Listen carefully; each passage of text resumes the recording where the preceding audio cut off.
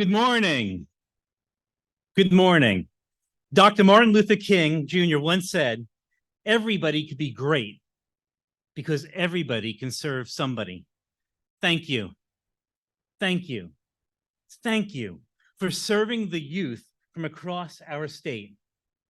Welcome to the 2023 Youth Resilience Summit. My name is James Allegretto, and I am the Director for Youth of North Carolina. And it is an honor to see each of you here today for this summit. We have assembled the top experts in their field to present to you today. These people are not just out there talking about change, but they are out there doing it. They will give you the tips and the tools to make a difference tomorrow in your community. Now, we couldn't have done this alone. Youth of North Carolina, working in partnership with the Boys and Girls Club and the YMCA, were able to put this summit together. Let's give our partners a round of applause.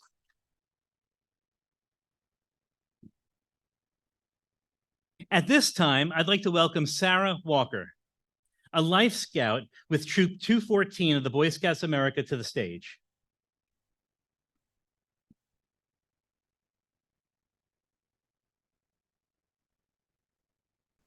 Good morning. My name is Sarah Walker. I am a Life Scout, but I am well on my way to earning Eagle. I am grateful for the opportunity to be here today, and I am here to lead you in the Pledge of Allegiance. Please stand as you are able. And please join me in the Pledge of Allegiance.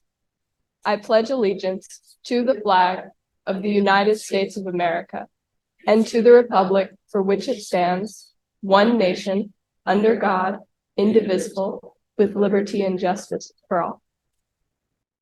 You may sit. Thank you.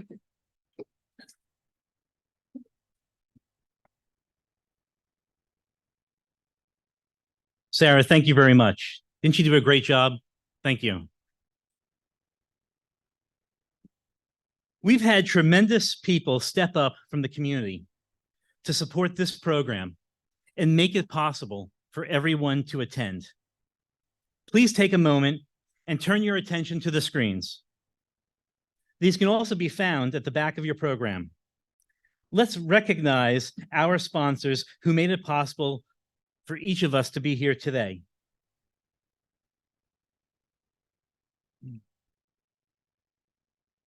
Today in attendance, I would like to welcome and thank everybody for coming. Amy Small, Oslo County Public Health, the staff of Greensboro College, Charles Flowers, the Boy Scouts of America Occoneechee Council, Demisha Mebin, Via Health, all the way from Asheville, and the Guilford County School Board. And online shout outs go to Kristen, a Youth Development Director with Henderson YMCA, Rhonda Cheney, and the team at Crossroads Sexual Assault Resource Center, Jennifer Farr Davis, the women's world record holder for completing the Appalachian Trail in the quickest amount of time, Erica, a Camp Hope America training and education manager from Alliance for Hope International, and she's tuning in all the way from San Diego, California. And I appreciate each of you participating today. And you probably don't hear that enough, but thank you. Thank each of you for the work that you do. We need to have these hard conversations. It's an important thing that we get to talk about this. I know that you are all people doing a great job, and you're not doing it alone. At this time, I would like to introduce you to Bill and Dory Goebel. Youth in North Carolina was founded in 2017 by Bill and Dory. They took a lifelong passion and turned it into an opportunity to serve a greater number of people. Last year, Youth of North Carolina served over 30,000 youth, and this year we're on track to exceed that. Please welcome Bill and Dory. You know, they say behind every good man is a great woman. This is a great woman. She's given us permission and supported us as we go through this journey. We started This started out as a fundraiser for the Boy Scouts. We started our nonprofit. It was a Kentucky Derby party.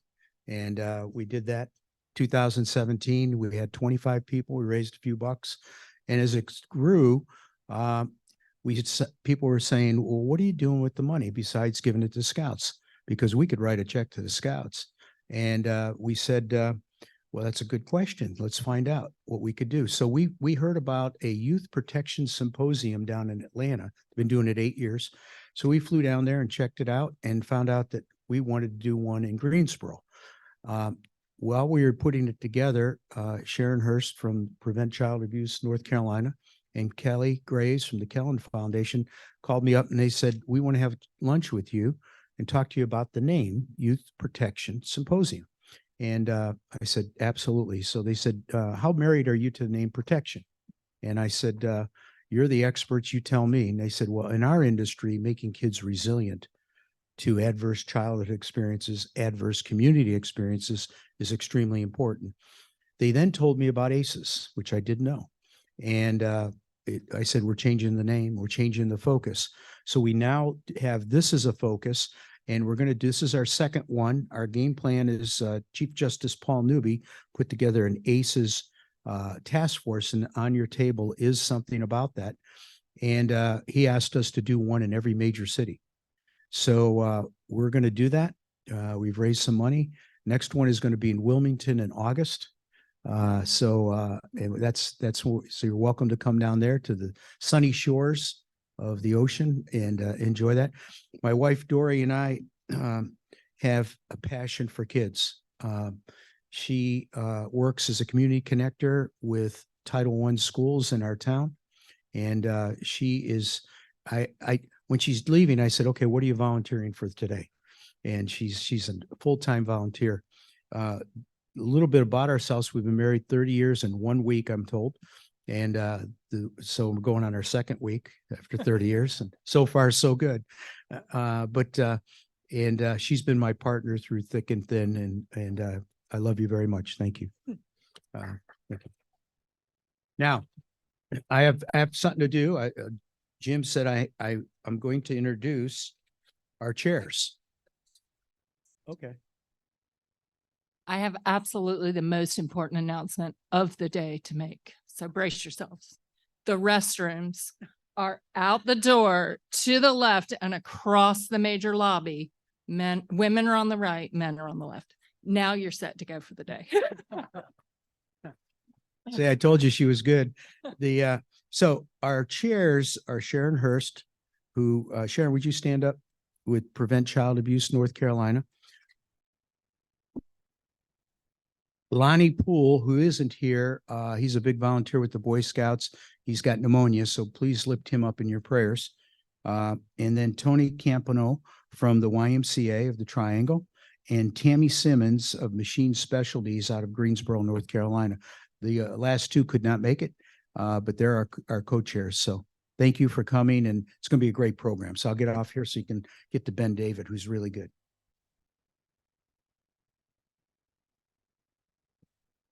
Thank you, Bill, Doreen. Okay, so this is how the Youth Resilience Summit will operate. In just a moment, New Hanover and Pender County District Attorney Ben David will be up here, and he will give you an inspiring talk. So at this time, let's bring up Ben David to the stage. Okay. And what does the Lord require of each of us but to do justice, love mercy, and walk humbly with our God? You know, I've been a prosecutor for a quarter of a century, the elected DA in my hometown for almost 2 decades, and I have yet to find a better mission statement than what is found in the book of Micah. We hold these truths to be self-evident: that all of us are created equal, that we are endowed by our Creator with certain inalienable rights, and among them are, help me out, life, liberty, and the pursuit of happiness. You know, we talk a lot about life and liberty at the courthouse, Today, I want to talk a little bit about the pursuit of happiness. And then there's the first words of our Constitution. We, the people of the United States, in order to form a more perfect union, establish what? Justice. We're not perfect, we're humans, but we're trying to be more perfect. And that's why we're here today. How as we as adults in the justice system are fighting for justice, which not only means punishing the wicked, but also uplifting the poor and the oppressed. How do we do that? How do we make our kids more resilient? So I want to take you on a journey. I want to talk to you about the people I've met along the way. You see, I speak for the dead in murder trials. I give victims a voice at the courthouse. I'm the conscience for my community anytime a crime occurs. That's what district attorneys do. And we meet some incredible people along the way, like this lady right up here, Dora, 79 years old, sleeping in the sanctity of her own bed, a widow, West Pender County, scream and no one can hear you kind of place where no one locked their doors at night, at least before this incident. Monster broke in, beat her to the point where he broke 8 bones in her face, sexually assaulted her too. I remember meeting her in a hospital bed. She said, you know, Mr. David, I'm lucky. And of course, I thought she meant she was lucky to be alive. She was beaten to the point where she should have never lived. She said, God made me pass out so the monster would think I was dead. And that's not what she meant. She said, you know, I'm lucky because in my whole life, almost 80 years, I've had only one bad hour. That must make me pretty lucky, right? I love the people I've met along the way, the perspective I've gained from them. I don't sweat the small stuff after meeting the families I've met along the way. But Dora taught me something about trauma. And by the way, she stared down her abuser 2 years later in a courtroom and put him in prison for longer than she's walked the earth. And you know, the great privilege of my life is I got to be a pallbearer at her funeral 5 years later. Speak at her funeral, come pretty close to the people we represent in a courtroom. But she taught me something about trauma. If you're an adult and something bad happens to you, you can compartmentalize it. You can go on. She raised tens of thousands of dollars for our local rape crisis center by sharing her testimony. She held a press conference and encouraged other people to come forward. And in the following year in Pender and New Hanover County, we led the state in the number of reported rape cases. Because when people come forward and have that truth to do so, they inspire others to do the same. She started a Me Too movement 10 years before we knew what that word was. But here's why I'm here today. This child's not having one bad hour. This is one tough childhood. And that is a totally different type of trauma. You know, that shadow that's in the corner next to her, maybe he's drunk again. Maybe he beat mom again. Maybe he's climbing into bed with her at night again. 1 out of 5 of our children in our great state, 1 out of 5, 22% actually, are going to be investigated as victims of abuse, neglect, or dependency. You know all the terrible statistics. What do we do about them?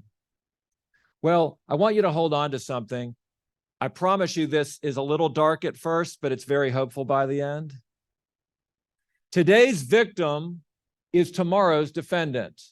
That's what I've learned after 25 years of doing this job. What do I mean? Well, I started my career the day after Columbine in Wilmington. I'd been a corporate attorney before that point. Didn't take me long to meet this young woman. This is not off the internet. And unfortunately, this is not a yearbook photo. It's a mugshot. Shoplifting, 19 years old. Here's the same girl 2 years later. This is what crack cocaine looks like. Drug dealers forget to tell you that. Here she is 10 years later. Now it's heroin. Now it's 4 children by 3 different men. Now it's prostitution. Is it any wonder that she's in our jail tonight? Wherever you're from in our great state, you have Amber. You have that nonviolent person who is serving out a life sentence 2 weeks at a time. Criminal justice system doesn't know what to do with her. She's in our drug courts, in our mental health courts. We're trying. But the reason she doesn't kick those drugs, she doesn't look at drugs as the problem. She looks at them as the solution. She's medicating her childhood trauma. She's the little girl in the corner. No, the true gateway drug in our state, it's not marijuana, newsflash. It's adverse childhood experiences. What are we up against? 10 people a day in the Tar Heel state are dying of heroin and fentanyl. 10 a day. 300 a day in America. That's like a plane crash every day. 2 a week in my district. How about yours? How do we stop this opioid epidemic? It turns out it's on loving on our children and making them resilient today so that they don't medicate their pain away in 15 years from now. I want to fast forward to another story. This was my first client, little Papa, forever 8 years old. He was shot in the head by a stray bullet coming out of a public housing project in Wilmington in 1998. You know, there were men who were breaking into homes, robbing other drug dealers. People don't report that. How does that phone call go? Just had $4,000 of crack cocaine stolen from it? No, it's not how it goes. They go and get their own gun. Today's victim, tomorrow's defendant. So these guys who have been breaking into people's homes to steal their stuff, they caught up with them on the street. Dr. King called it the downward spiral of violence, where hate begets more hate. They shot the guy who had broken into their home all right, killed him. But a stray bullet went right down the street, went into a car, and killed little Papa. He was 8 years old. You know, when I became district attorney after trying this murder case, said we need to go into the neighborhood and understand a little bit more about the environment he's in. So here's what we did. We did something called crime mapping. I bet you've done it in your hometown too, if you're from one of the metro cores of our great state. Basically, you can look at crime statistics, open air drug transactions, carjackings. You can also even rely on what's called shot spotter data, quite literally acoustically triangulate where guns are going off in your community and be there within mere seconds from a law enforcement response. We call it shot spotter. Go to the hospital and capture all the unreported crime also. So we did that in my hometown. It was the north side of Wilmington. We didn't pick the area, it picked us. And we decided, let's go into this environment with a lot of the people that look like this room, healthcare workers, DSS, not police and prosecutors. See what we can do about it.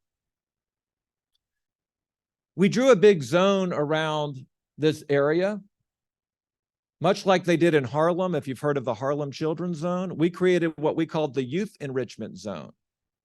Michael Jordan's old middle school, where he learned to dunk a basketball, was in there. It's called DC Virgo. Well, we knew we couldn't solve all of our problems at the courthouse or even at the schoolhouse. We had to go to the child's house. So we went under the roof where these children were coming from into this school to learn a little bit more about them. And what we found is very little structure. Kids hunger for structure. We know this. We all do. And when kids lack it at home, they find it in each other, and that's called a gang. Here's what we found. Are you ready for this?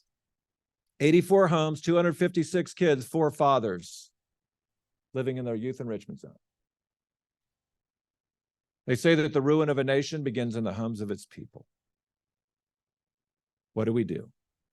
Well, what we were looking at there is the second type of ACEs. That first one, that little girl huddling in the corner that might be subject to physical or sexual abuse, adverse childhood experiences, ACE.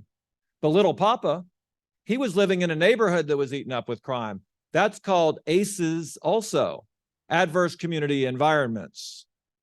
These pair of aces is what I'm here today to talk about and how we can make our kids more resilient.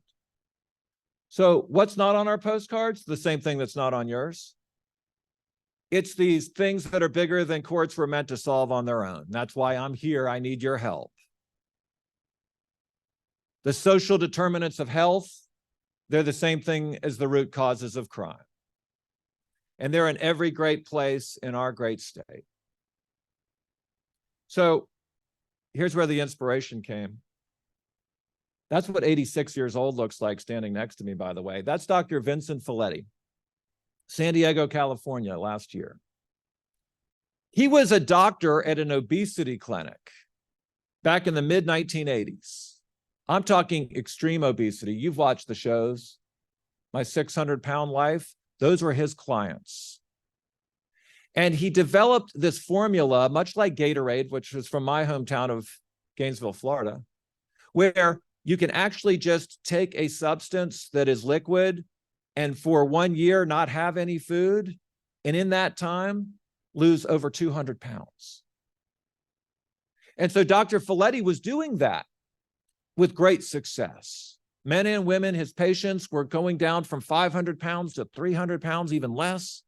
And then something remarkable started happening over and over and over again that caused him to wonder what is going on. Do you know what happened? What happened is right after they lost this massive amount of weight and felt so good, their self-esteem was raised so much, they almost immediately started gaining it back. What's going on? He said. He asked two men who were in his study, 300 patients. These two men both actually worked at a prison. And they said, you know, for us, weight is our armor. You literally throw your weight around behind bars. We feel vulnerable when we're small. And then he looked at some of his women in this study and said, what, you were doing so well. And these women said, you know, and this is their words, overweight is overlooked. What do you mean by that? I mean that when I lost all this weight, I was suddenly getting unwelcome attention from my male coworkers and friends, and it was triggering for me.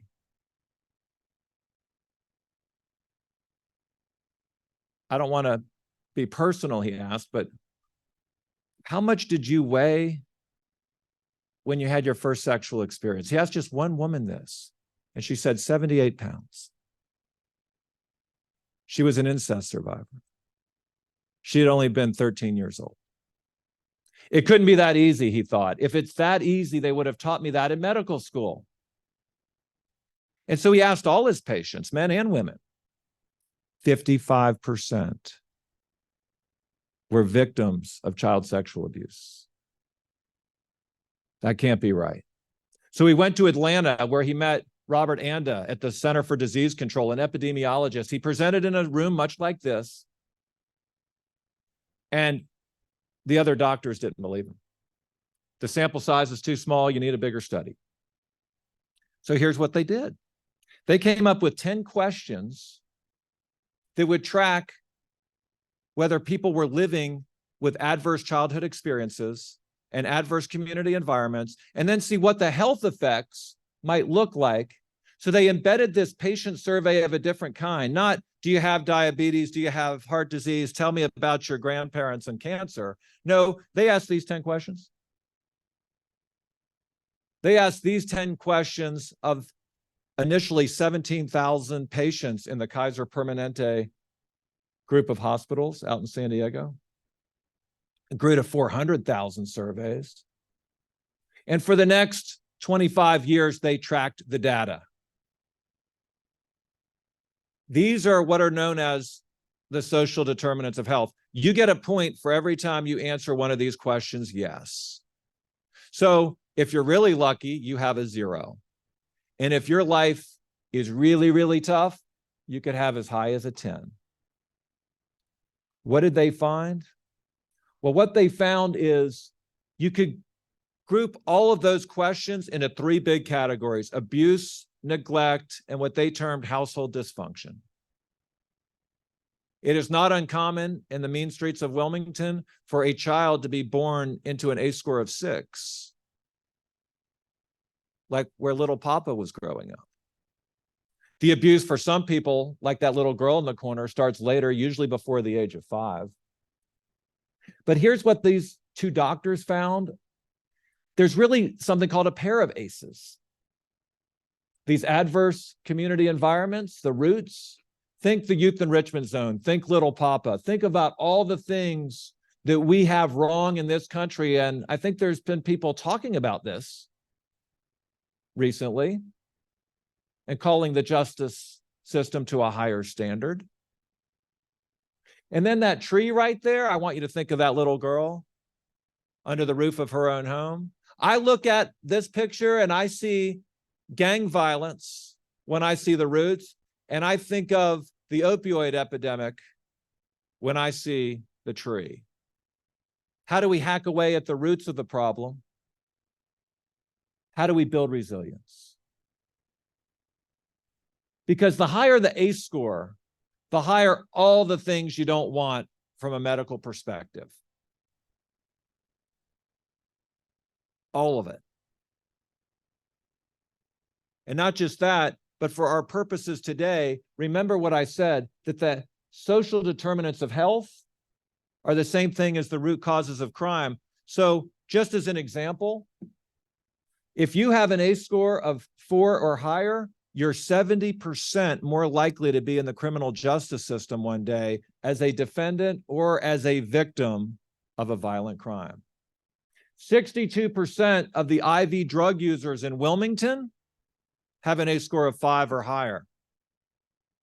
An ACE score of 6 or higher, are you ready for this? 20 years less life expectancy than people with an ACE score of 0 or 1. That's what we have proven with science beyond a reasonable doubt over the last 3 decades. Now, this might be hard for some of you to hear, because my guess is when we had those 10 questions, you went through there and you're ticking it off. Yeah, my parents were divorced, age of 7. Some of you have parents who have been incarcerated. Some have a parent with mental illness, or you know what substance abuse under the roof of your own home or domestic violence looks like, or food insecurity, or all the other questions that you had and had answers to. And so you immediately go to, am I doomed? Here is the wonderful news that I'm bringing to you today. A high ACE score is not a death sentence. It is a call to action. And if we catch it particularly early enough, we can make our kids resilient. We can change the arc of their future. It doesn't have to be like this. Today's victim does not have to be tomorrow's defendant. High crime areas do not have to be high victim areas. No, what we have learned about this science of ACEs is that the real epidemic in America, the pandemic as it were, is child abuse. And if we could eradicate that, if you want a good beach read, read The Body Keeps the Score. This is a profound statement. I promise you, I know this is true, not because I read this book, but because I've lived a life of crime for the last 25 years. If we were actually able to build resilience in the kids most in need, in the eaten up neighborhoods and in the homes where the only thing worse than not having a dad is having a really bad one around, we could change crime in this state in less than a generation. We would reduce the suicide rate, IV drug use, and domestic violence by 75%, alcoholism by 66%, and we would almost not need prisons anymore. We actually, it turns out, fight crime by building community. So here's the really good news.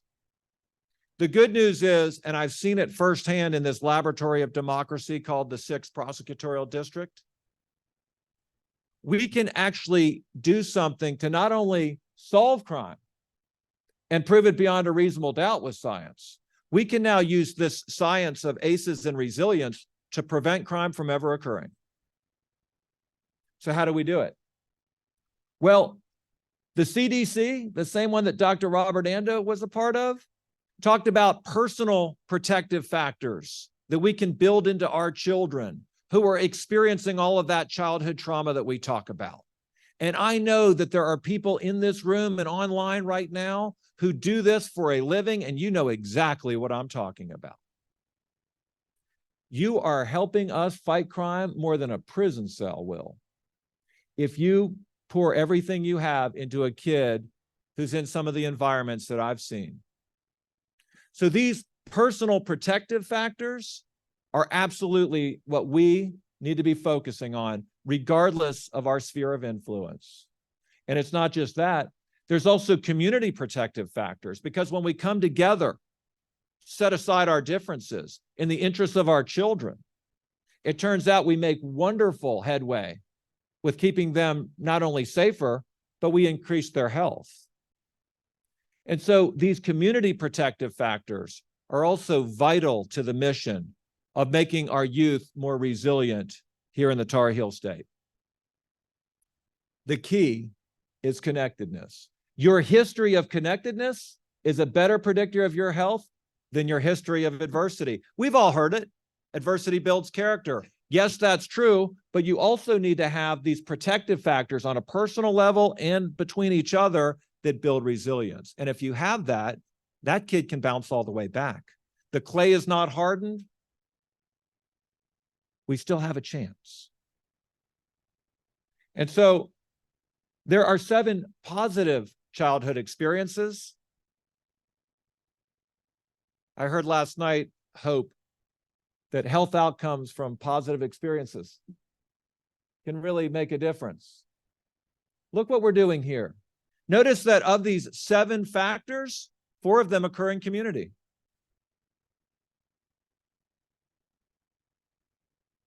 Now, the reason I wrote a book called Crime and Community in the Cape Fear is because what I've found is the best way to secure the blessings of liberty and promote the pursuit of happiness and protect life is to really focus on our kids and specifically building resilience in them.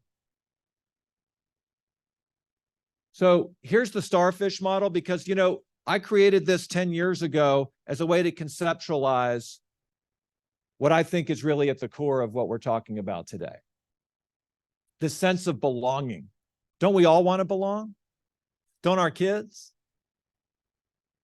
I've heard one time that community is the structure for belonging, and that word belong actually has 3 meanings. The first is ownership, like this belongs to me.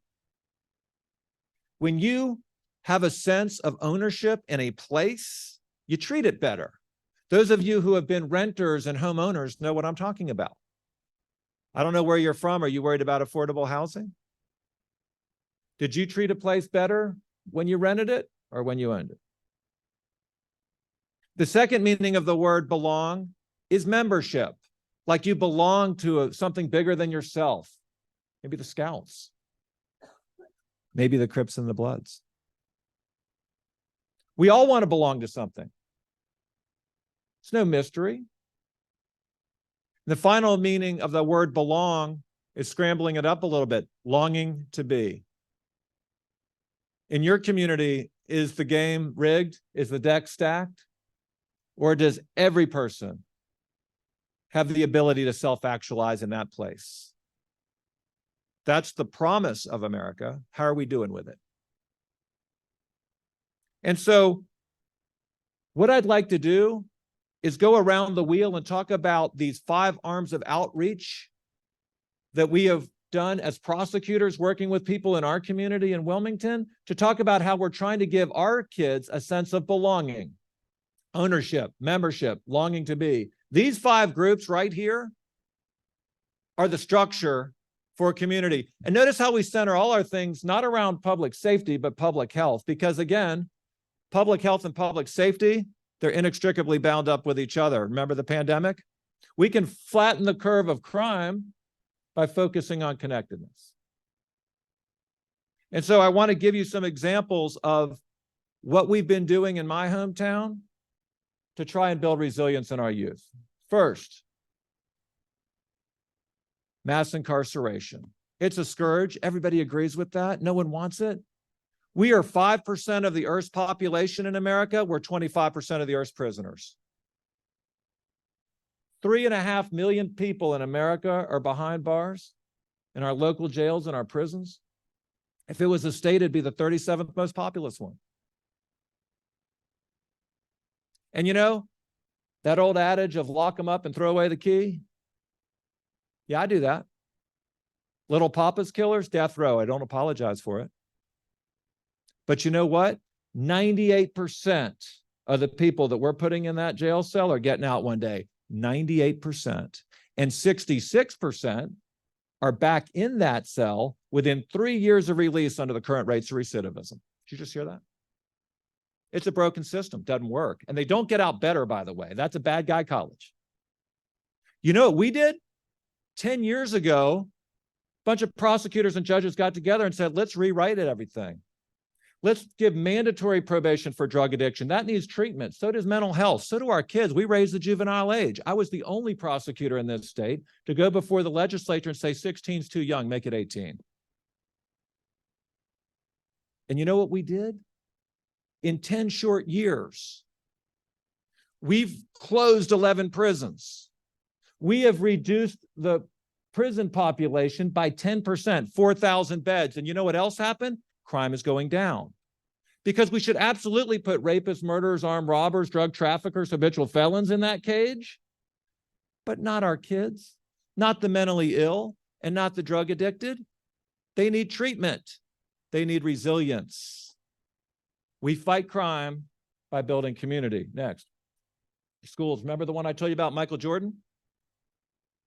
We reopened it as a school of excellence. Kids get a laptop, school uniform, stretch the day, have year-round school. 98% attendance rate. First year we did it. When you give a kid a safe place to learn, grandma wants to take them there. We reduced violent crime in our youth enrichment zone over the next 3 years by 28% by just increasing graduation rates by 25%. We created the first all-female charter school in the state. We talk about the success sequence. 98% chance your baby will never be born into poverty if you do 3 things before you have a child one day yourself. If you do these 3 steps in this order, 98% chance you'll never have a baby living in poverty, even if you were born into poverty yourself. Those 3 steps in this order: graduate high school, get a job, get into a committed relationship. Those 3 things in that order is the success sequence. You know, 2 out of 3 people in my hometown and yours too are high school dropouts. So keeping kids in school is everything. We started a school justice partnership. For a lot of the stuff we could arrest the kids on, I have 70 SROs I advise of the 1,200 officers who I advise in 20 different police agencies. I said, stop arresting them for things like disrupting a class. Let's get principals back in charge of discipline. Save the powder for when we really need it, like a school shooting. And I've done that too. And I treat them like an adult and send them to prison when they do that. And you know what? We reduced juvenile petitions, cut it almost in half in just the first year we did that. That's called the School Justice Partnership. And then I turned to this CEO and he said, Ben, I've heard hope's not a strategy. I said, actually it is. I'll get to that in a minute. He said, what's your plan? I said, here's my plan. Why don't you bring in 100 CEOs in our town into your bank, Chip? Let me loose on them. And I'm going to tell them why they should hire just one person who's justice involved. Streets and equal opportunity employer are you. Would you be willing to take a chance on a person if we're fully transparent with their nonviolent history? Would you be willing to take a chance on them if we put them through a 40-hour boot camp first? Would you be willing not to run a charity, but to run a business with people who know what adversity looks like and can't wait for a second chance? And aren't we a land of second chances? We brought in 100 CEOs. No press was allowed. No politicians. Grace doesn't need a press conference. In 1 year, we put 500 people back to work. And you know what? It got so big, we couldn't handle it anymore. So we had to create our own nonprofit to run it. It's now doing great things every day. If you want to learn more about it, it's called Step Up Wilmington. You know what else we did? The DAs, not public defenders, we're the real public defenders if you didn't know. No one fights more for the poor and the oppressed than North Carolina's prosecutors. If you say Black Lives Matter, me too, 82% of the murder victims in my city are people of color and below the poverty line. No, we get it. We created an expungement clinic and said, you know what? For nonviolent people, we're going to fight to get your records cleaned up. We expanded the law called the Second Chances Act during the pandemic, if you weren't watching. We had hundreds of people show up eligible for relief that can now live with their families again, because you can't do that in public housing if you have a felony, to go to the military again, to go get student loans and get into college and to get these jobs we're talking about. This Second Chance initiative is hopefully coming to your hometown too. We did that 10 years ago. We can't wait to keep doing it with things like driver's license restoration and forgiving fines on minor stuff like all these traffic offenses that are revoking people's licenses. The state shouldn't be a collection agency. Justice shouldn't be built on the backs of poor people. We should fund that. And we're doing that through justice reinvestment, because when you close 11 prisons, you know how much we saved? $500 million over the last 10 years in this state. And the idea is it's supposed to be reinvested back into your community. So to any legislator watching, show me the money. Seriously, where is it? Why do we need to have bake sales in this state? Aren't our kids worth it? Don't you want to have justice officials in charge of how to navigate these kids to safety and work with all these great people in this room? Next, we got the faith-based community involved. You already heard the best mission statement. This Baptist church, 200 years old, they bought the jail when it closed down. We thought we need a bigger jail. The same year I became district attorney, this jail immediately across the street from the courthouse closed. They said, we're going to need a bigger jail. Wilmington's growing. Turns out, by the way, 20 years later, we have the same jail population today as we did in 2004, and we've grown a little bit. And our crime rate's never been lower. Why? Because of all the stuff I've been talking about. But I digress. The point is, this church bought a jail. And then this former place of incarceration became a place for transformation. Let's put our faith into work. Let's get the other area downtown congregations together. Let's create a help hub. Let's have nonprofits all working together and really do something about the poverty, the adverse childhood experiences, the adverse community environments that keep feeding the building next door to us at the courthouse, this revolving door of recidivism. It's been a wonderful thing. You've heard of family justice centers, maybe in your hometown. This idea that we can get particularly women and children's cases involving intimate partner violence and child abuse co-located right next to the courthouse. There's 10,000 square feet in that building. I am working very hard right now with our local hospital to say, let's put 25 people in there, my prosecutors, police, and some of these child advocacy centers all in one place. And we can have wraparound services for them and build resilience while these cases are happening. It's not only going to increase convictions, and it will. It's going to build resilience. And then finally, these 20 nonprofits all synergistically working together. You might know them as United Way in your hometown. We have that. I've chaired it twice. It's not enough to just have people running in 100 different directions. That's what the far left looks like. And that's what agency work usually is. Sometimes it's territorial, isn't it? What if we started putting data behind it? What if we actually started moving the needle based on the social determinants of health? Governor Cooper has actually put 30 in place by the year 2030, if you didn't know. That's our dashboard. Works, not a political statement. And if we collectively just steer our efforts towards building resilience in our children, focusing on ACEs, that's going to move the needle. That's going to put the next district attorney in your hometown almost out of work. And I'm the one businessman in this room who doesn't want more business. So then we went to the center of the Starfish, our largest employer in New Hanover County, the hospital. We said, we need your help. We need to get to work. We understand now, it took us a minute, that public safety and public health are bound up with each other. We need to really focus on these ACEs and on building resilience. So we created what we called the New Hanover County Resiliency Task Force. And by the way, for those of you who are saying, well, I'm from a small town, we don't have those resources, Ben, we started one in Pender County too. And they adopted my Starfish model. These 5 arms of outreach centered around public health. And then I went to a man who I really admire.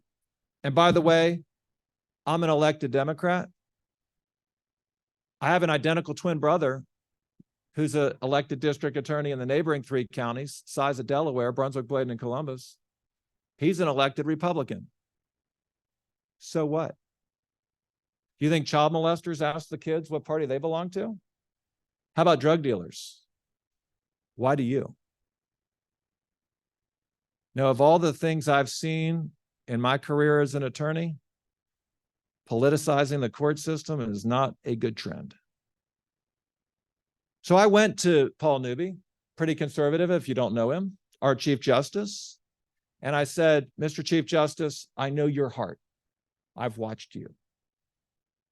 I need you to help lead the court system because we have 100 great counties, each with a county seat, each with a courthouse. We need a 100-county strategy for these opioid epidemics, this gang issue, this intimate partner violence. Said, Ben, I love it. I'm going to get the AOC director, Andrew Heath, and you to co-chair this task force. And we're going to create an ACEs-informed court system. And we're really going to dive in with these 5 arms of outreach. We're going to make it diverse in every respect. It's going to be Republicans and Democrats. It's going to be metro and rural. It's going to be black and white. It's going to be every which way you can think of, prosecutors and public defenders. It's going to be Superior Court and District Court. And it's going to be people outside the court system because this is too big for us to handle on our own. That was 3 years ago. So what have we done? Well, the first thing we did is we said, let's all speak the same language. That's what we created through the Duke Judicial Bolch Institute. They are, in fact, the nation's leaders, if you didn't know, in national trauma. They, along with UCLA back in 2001, were appointed by the United States Congress to study trauma. They just happen to be in our own backyard. Hey, I went to Wake Forest for law school, so maybe I'm not the biggest Duke Blue Devil fan, and maybe you're not either. Maybe you are. You know what? Thank God that they live in our backyard. And we dealt with practitioners and said, you know, what's the one paradigm shift we could make that would really matter? Think back to Dora. That's an easy trial for me because every single one of you in a jury says she's a total victim. I want to help her. Whoever did this, Ben, if you can prove to me who did it, and we did with DNA, he's in jail forever, right? Everyone's got a grandma. Do you think of these folks as victims? Do you think of these folks as victims? Today's victim is tomorrow's defendant. Well, how about the kid who grew up in those adverse childhood experiences? And they're all grown up now. Do they have an expiration date for you? Change the noun to a verb. She is not a prostitute. She's being prostituted. We need to focus on the pimps and the johns for incarceration and prosecution. She needs our help. He's not a drug addict. He's drug addicted. He's a young man struggling with substance abuse disorder. We can treat that. He doesn't need a cage. Drug dealers do. No, there's no such thing as a problem kid. There's a kid with problems. Here's the paradigm shift, and it's on your table. We used to ask, what's wrong with you? Now we ask, what happened to you? And if we're doing that, we're getting to the roots of the problem. So I turned to my law enforcement partners and I said, you know, it's okay not to be okay. Did you know that, and I know we're going to be talking about this later, suicide, getting back to that for a minute. More officers kill themselves each year than get killed in the line of duty. We don't like to talk about that. If you've ever had an officer get killed in the line of duty in your hometown, there's like helicopters and 500 people driving in for that. Suicide happens, quietly don't talk about it at all. You know why? Because they see trauma throughout their career, day in and day out. And then there's that stigma that comes with saying, hey, I'm having a tough time. You don't say that, that sounds weak. And they deal with that and they deal with that and it builds up. 40% of officer suicides happen in the first year of retirement. Lose the brotherhood, lose the sense of purpose, still have a gun. So in my district, my sheriff, my chiefs, when their officers are involved in a critical incident, mandatory check-in with a counselor. You don't get a choice on that. And we love on our officers in my hometown. I hope that's okay with you. See, for years, what I've realized is, you know, we have our police shootings. We have our caught on film bad moments. Let me just say this. It was a mistake to say we should defund them. It just was. I know what some of you were feeling back then. I talked to you. I know your heart. What I really think you were saying is do better. You know, Michael Jordan, the height of the Black Lives Matter movement, he gave away $2 million right after Michael Brown was killed near St. Louis. He gave $1 million to the NAACP because he said, you know, we can do better than this in our country. And as a Black man in America, as a billionaire now, we can do better than this. Good for him. He's right. But he also gave $1 million to the Policemen's Benevolent Association. Because as a man who lost his own father to murder in Lumberton, he knew all too well that you actually really need these guys too. No, it's not either or. It's not either you love the police or you want to build community. It's yes and. We really can do both. So what I've been doing as district attorney in my hometown, when someone saves a life with Narcan, when someone has a great investigation, when someone does something heroic, we're going to find the good and praise it. And we're not just going to make officers famous when they're involved in these terrible incidents. That's what you start to think about them if that's the only time we talk about them. It's kind of like the linemen in football. You don't even know their names until they jump off sides and then they're up on the Jumbotron. Now, what we need to do, everybody in this room, when you're at Starbucks and they're behind you, pay for their cup of coffee. You think anybody wants to be a cop right now? How about a prosecutor? You know, when I graduated from Wake Forest, there's a few student loans there. $230,000 a year in today's dollars with a $30,000 signing bonus to go to the firm I went to for those first 3 years. My prosecutors start out at $54,000. Why would anyone choose one over the other? You know what I tell my people? You can make money or you can make a difference. I know there's a lot of people in this room who've answered that the same way. We've got to protect the protectors. We got to pay teachers and cops more too. We have a ceremony in our Rotary Club whose motto is service above self. You have a Rotary Club too. We have service above self awards every year in Wilmington and have had them for years to find the good and praise it. All right, very quickly. So if any of you were watching the statewide news back in August on the first day of school at UNCW, we shut down the town. We shut down the town because Market Street, our main artery, where everyone was trying to get to Target to fluff out their dorms, was closed down. Why? Because we had just had a police shooting where 4 officers opened up and shot a guy over 40 times. Ooh, what's that? Well, here's what it was.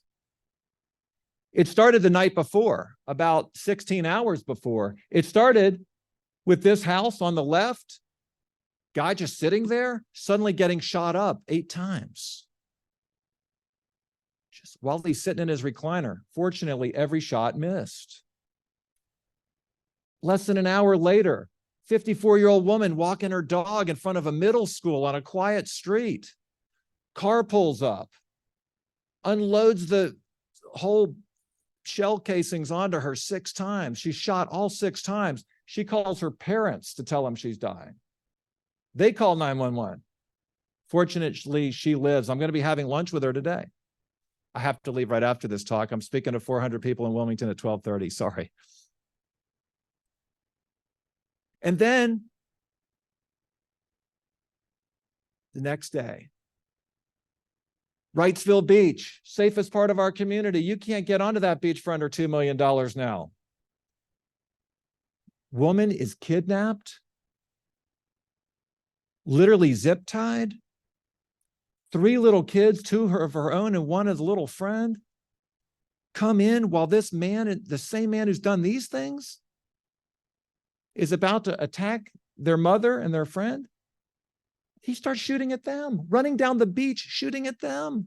And then I'm listening to this live on a scanner with detectives. It's the same guy. Ballistics, cell phones, videos, all prove it conclusively. He's the one that these officers finally caught up with on Market Street.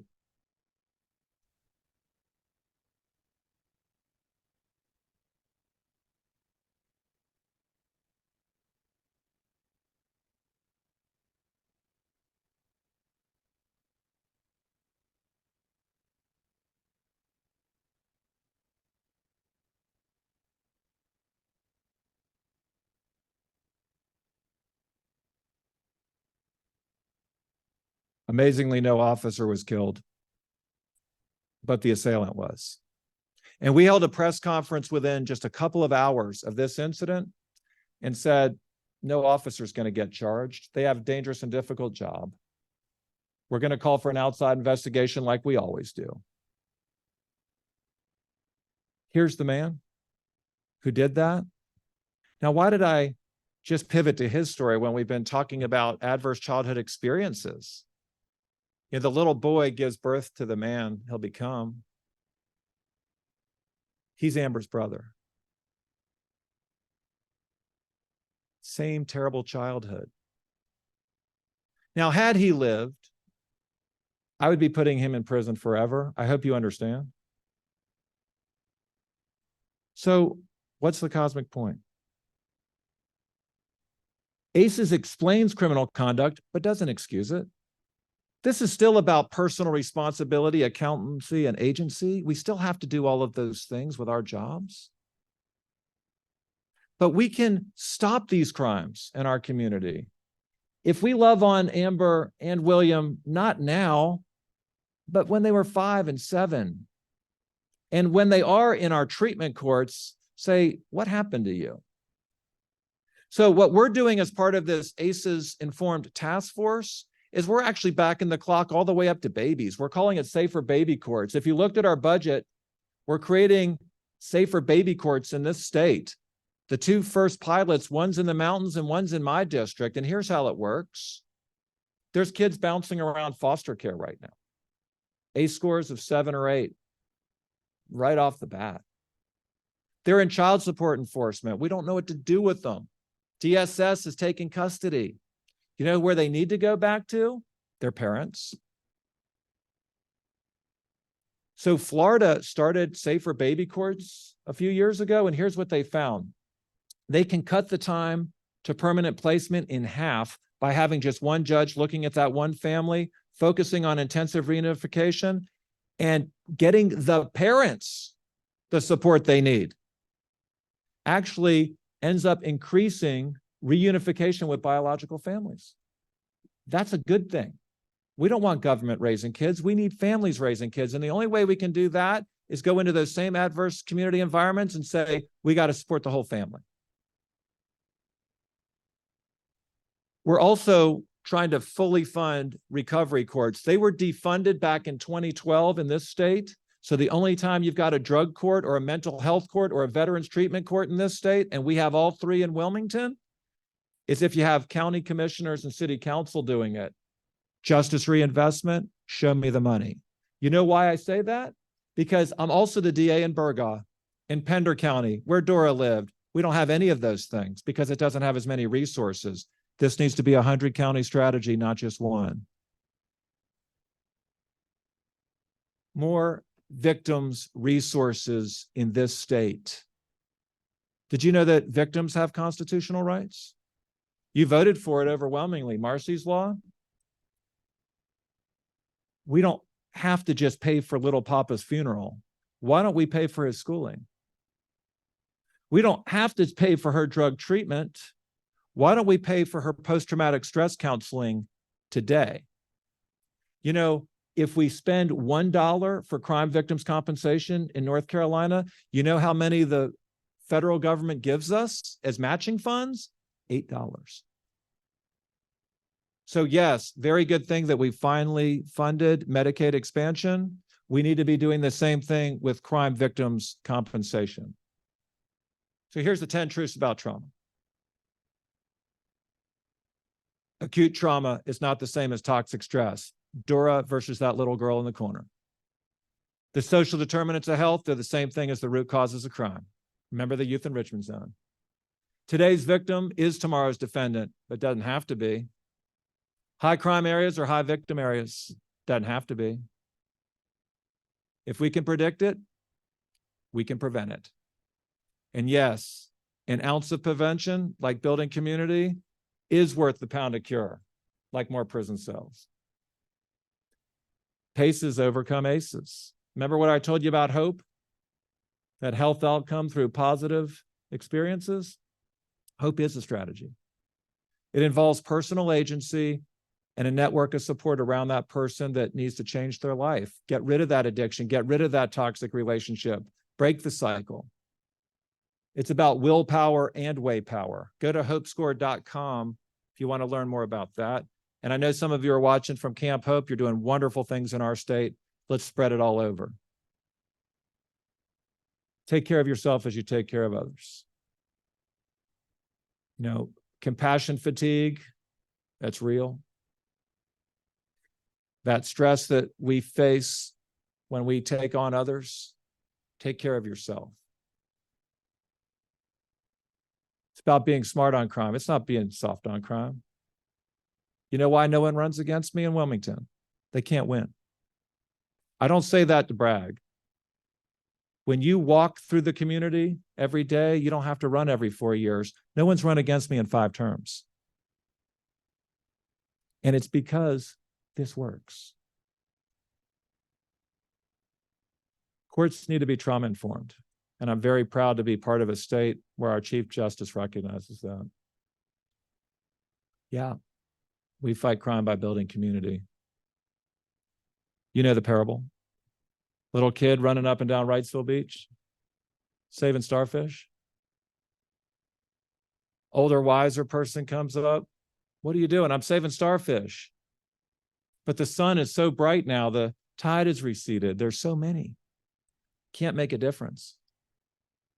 Without looking up, the child throws the next starfish into the ocean and said, made a difference to that one.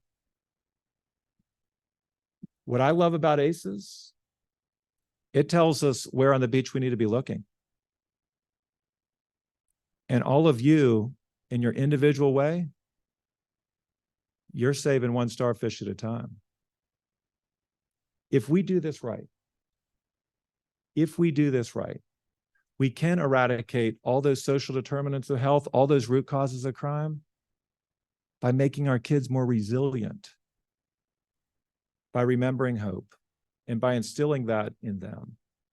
That's something that I have found has 100% approval rating. If you want to learn more about what I've been talking about in my hometown, you can go to this website and watch these videos and buy this book if you really want to. I'm not here to sell a book. I give it to the Harrelson Center. That's where I'm going at 12:30 to talk at lunch. Thank you for listening today. I want to thank the Goebels. I want to thank Jim. I want to thank all of you for this hard work. God bless each and every one of you. Thank you so much. Thank you.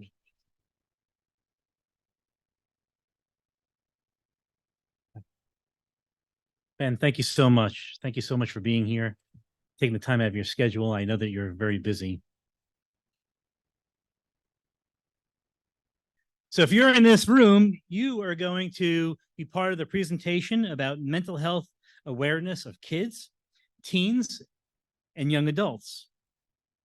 The National Alliance on Mental Illness, otherwise known as NAMI, wants to ensure people get mental health care early.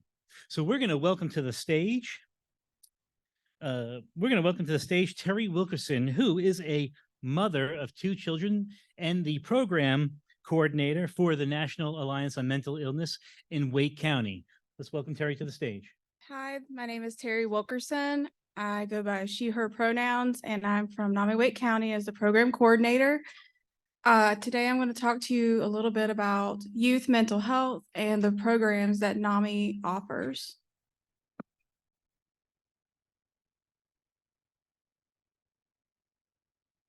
So we're going to do an introduction, talk about the National Alliance on Mental Illness, the statistics that we have on youth mental health, the signs of mental illnesses in children and teens, and the NAMI programs, and then we'll do a Q&A. I'm 37 years old. I have 2 children. One is 10, one is 6. I have a husband who's my best friend, and we've been together for over 18 years. I found out that I had autism and ADHD probably about 6 years ago. Whenever we were getting my son diagnosed, he had the more typical signs of autism. So I have an autistic son who also has ADHD and severe anxiety. And then my 6-year-old has severe anxiety as well. And we're also getting him looked at for mental illness because of emotional outbursts. So I'm pretty steeped in mental illness and mental health. My husband also has bipolar 2 and depression and anxiety. I apparently tick all the boxes for a NAMI Wake program.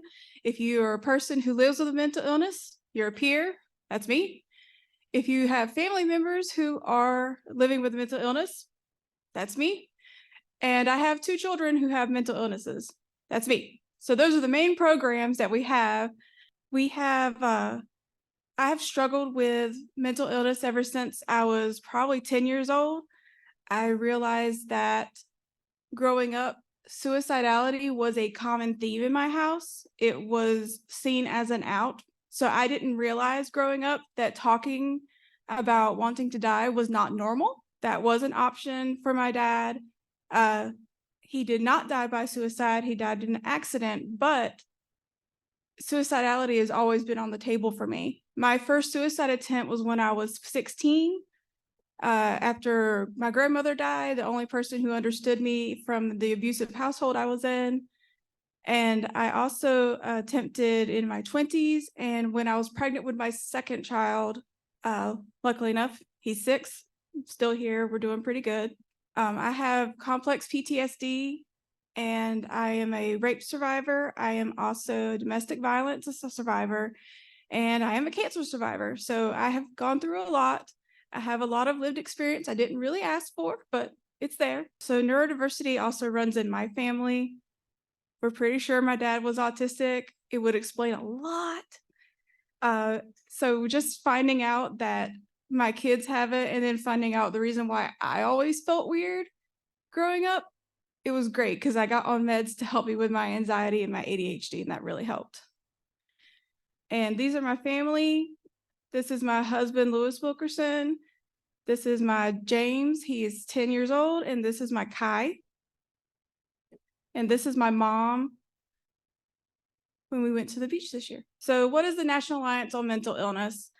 We have several affiliates. We go by NAMI National, then the state affiliates, and then we break them down into usually counties within the states or regions. Our vision, NAMI envisions a world where all people affected by mental illness live healthy, fulfilling lives supported by a community that cares. Our mission, NAMI provides advocacy, education, support, and public awareness so that all individuals and families affected by mental illness can live better lives. And our values are hope, inclusion, empowerment, compassion, and fairness. So we're going to talk a little bit about some statistics for youth mental health. So 50% of all lifetime mental health conditions begin before the age of 14. I am a testament to that, and so is my 6-year-old child. 1 out of 6 youth and adolescents will experience a mental health condition at any given time. And 75% of all lifetime mental health conditions start before the age of 24.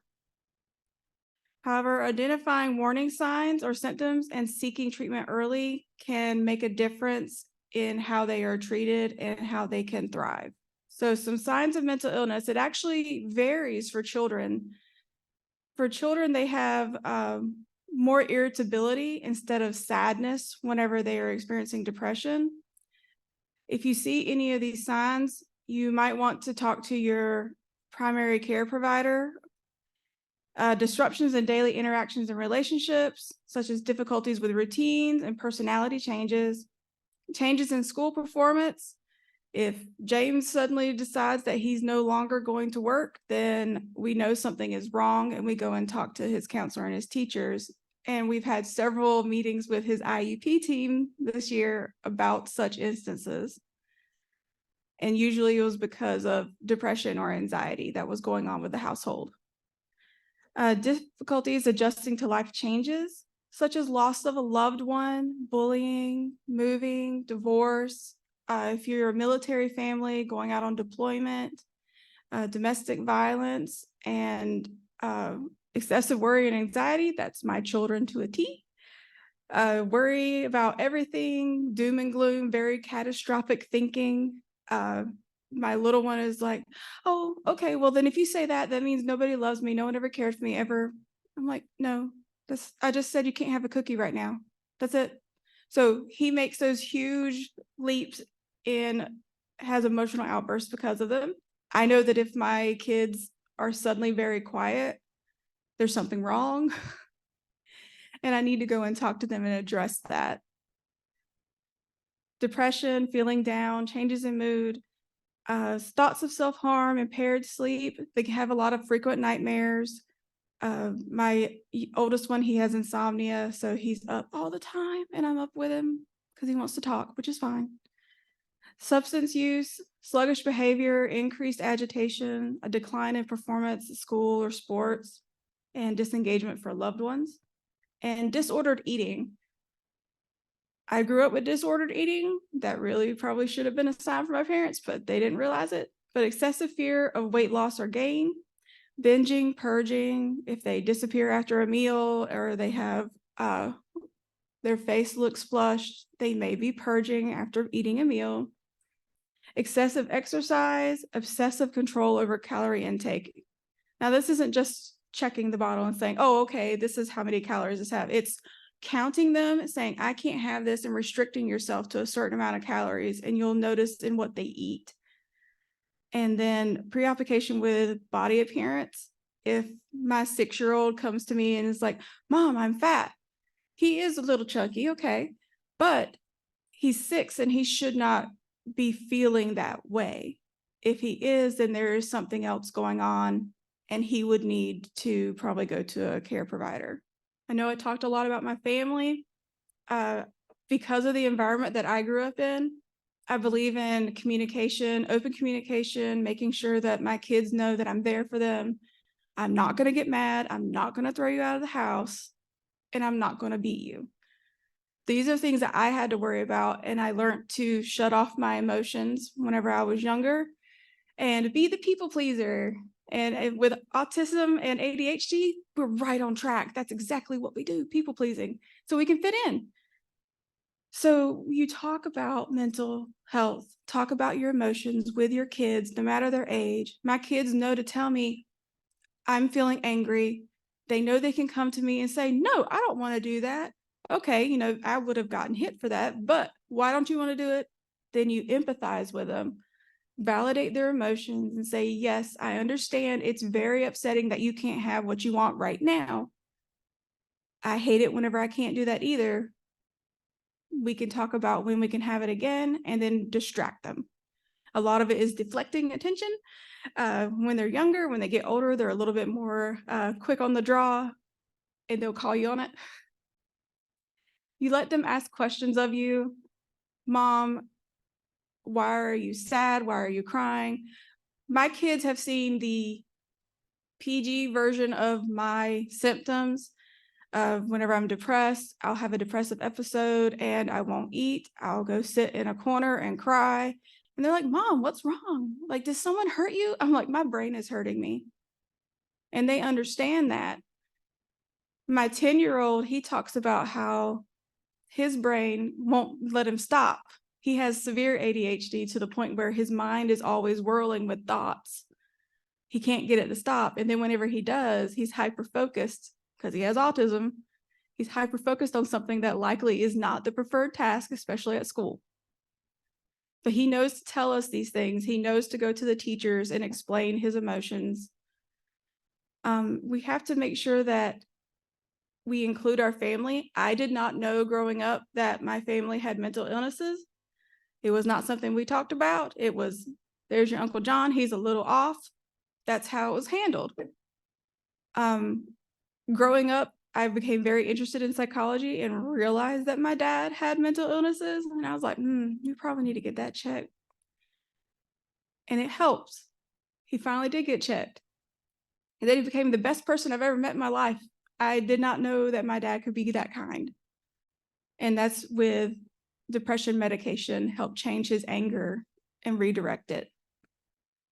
So talk to them about it. My kids know the PG version of how my dad treated us. And they know that when someone treats you like that, that you need to tell them to back up. That's not safe. I don't feel safe.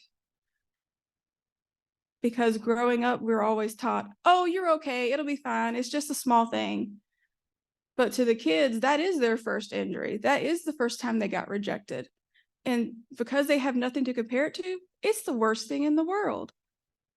So if we tell them, because, lived experience, we know what rejection feels like. We know how it feels to be disappointed. We know how it feels to get hurt and be injured by our loved ones. But with children, they don't. They have this scale that's very short, hopefully. Hopefully it's very short, and they don't know how to articulate their emotions. Until they are in their 20s, kids are not able to control their impulse control as well as adults can. And when our kids have their outbursts, they're throwing a tantrum over something. It's like, no, you can't do that. But then if something happens to us, we get mad and we throw a temper tantrum, but it's more like slamming things, huffing, walking off, not talking to someone. But we're still having an emotional response. We're still acting on it. And we're adults. We've had practice. So if our kids are acting out, give them space and give them some grace, because that's the first time that they are having these issues and they're learning to regulate their emotions through their experiences with us. We model what we want them to see. And don't be afraid to talk about suicide. I never really talked about suicide in my family, but my 6-year-old has said to me before, I wish I would die. I wish I wasn't here. And that is so upsetting to hear, because I'm like, I don't think you know what you're talking about. He's like, the world would be better off without me. But these are all serious signs, especially in someone so young. And we have to talk to the doctor about that. He's going to be tested for some mood disorders. And usually whenever mood disorders or any mental illness is found early, it could be more severe as they get older. So we're buckled in, ready for that ride, whatever it may be. Luckily enough, he has family members who are experienced with it and can talk to him about it. So what does NAMI do for us? How can they help with youth mental health? A lot of our programs are geared toward adults. or young adults 18 and up. However, we do have some presentations that we give to middle school, high school age children. We have something called Ending the Silence. It's like a 50-minute, hour-long presentation given at a school or an organization. We've had the Girl Scouts do it with us before. They get information on what it was like for a person living with mental illness while they were in school. They'll have two speakers. One is a person who had mental illnesses while living in school and they're recovered. They can come in and say, look, yes, I dealt with depression, I dealt with suicide, but I'm still here. And look at what I can do. I have all these things that I'm doing in my life and I'm thriving. And they also have, the ETS will go not only to the school for the students, but we also have sessions that are for the staff. And we also have sessions that are for the parents and caregivers of the children.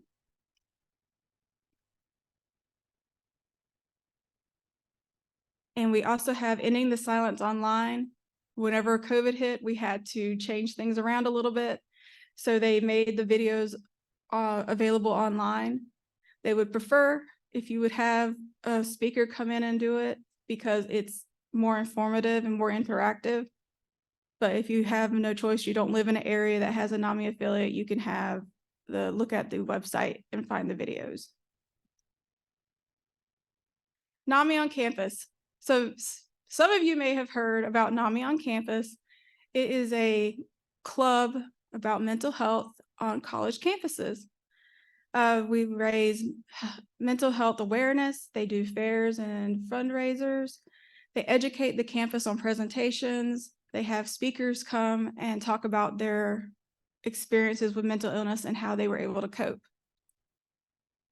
Well, we have the college one, but we also started a high school one this year. NAMI National released a high school one where you can have these clubs on campus at high schools, and there are ways to get them. You go online and it says how to start a high school on campus and how to start a college on campus.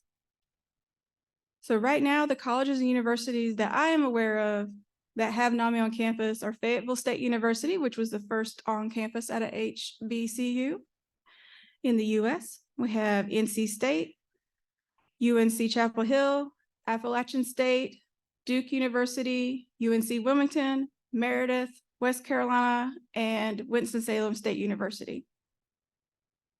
So if the college you've been to does not have those, you can advocate for there to be one.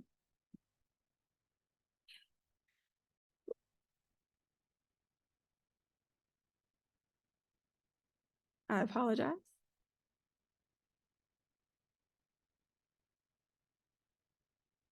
I am having technical difficulties with my slide.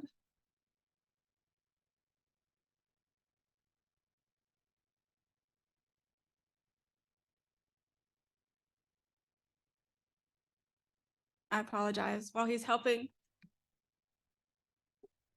I was going to talk about the programs we have for the caregivers.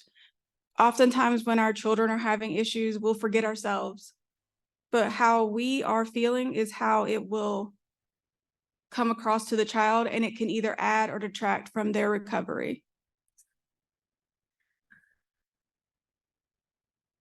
Yes. Okay. So we have programs called NAMI Basics. That's for caregivers. It could be parents, aunts, uncles, anyone who's directly involved with the care of a child. They can come up and take these courses. It'll teach them how to handle the child's symptoms, different treatments that are available, the different mental illnesses that can co-occur with the ones that they have.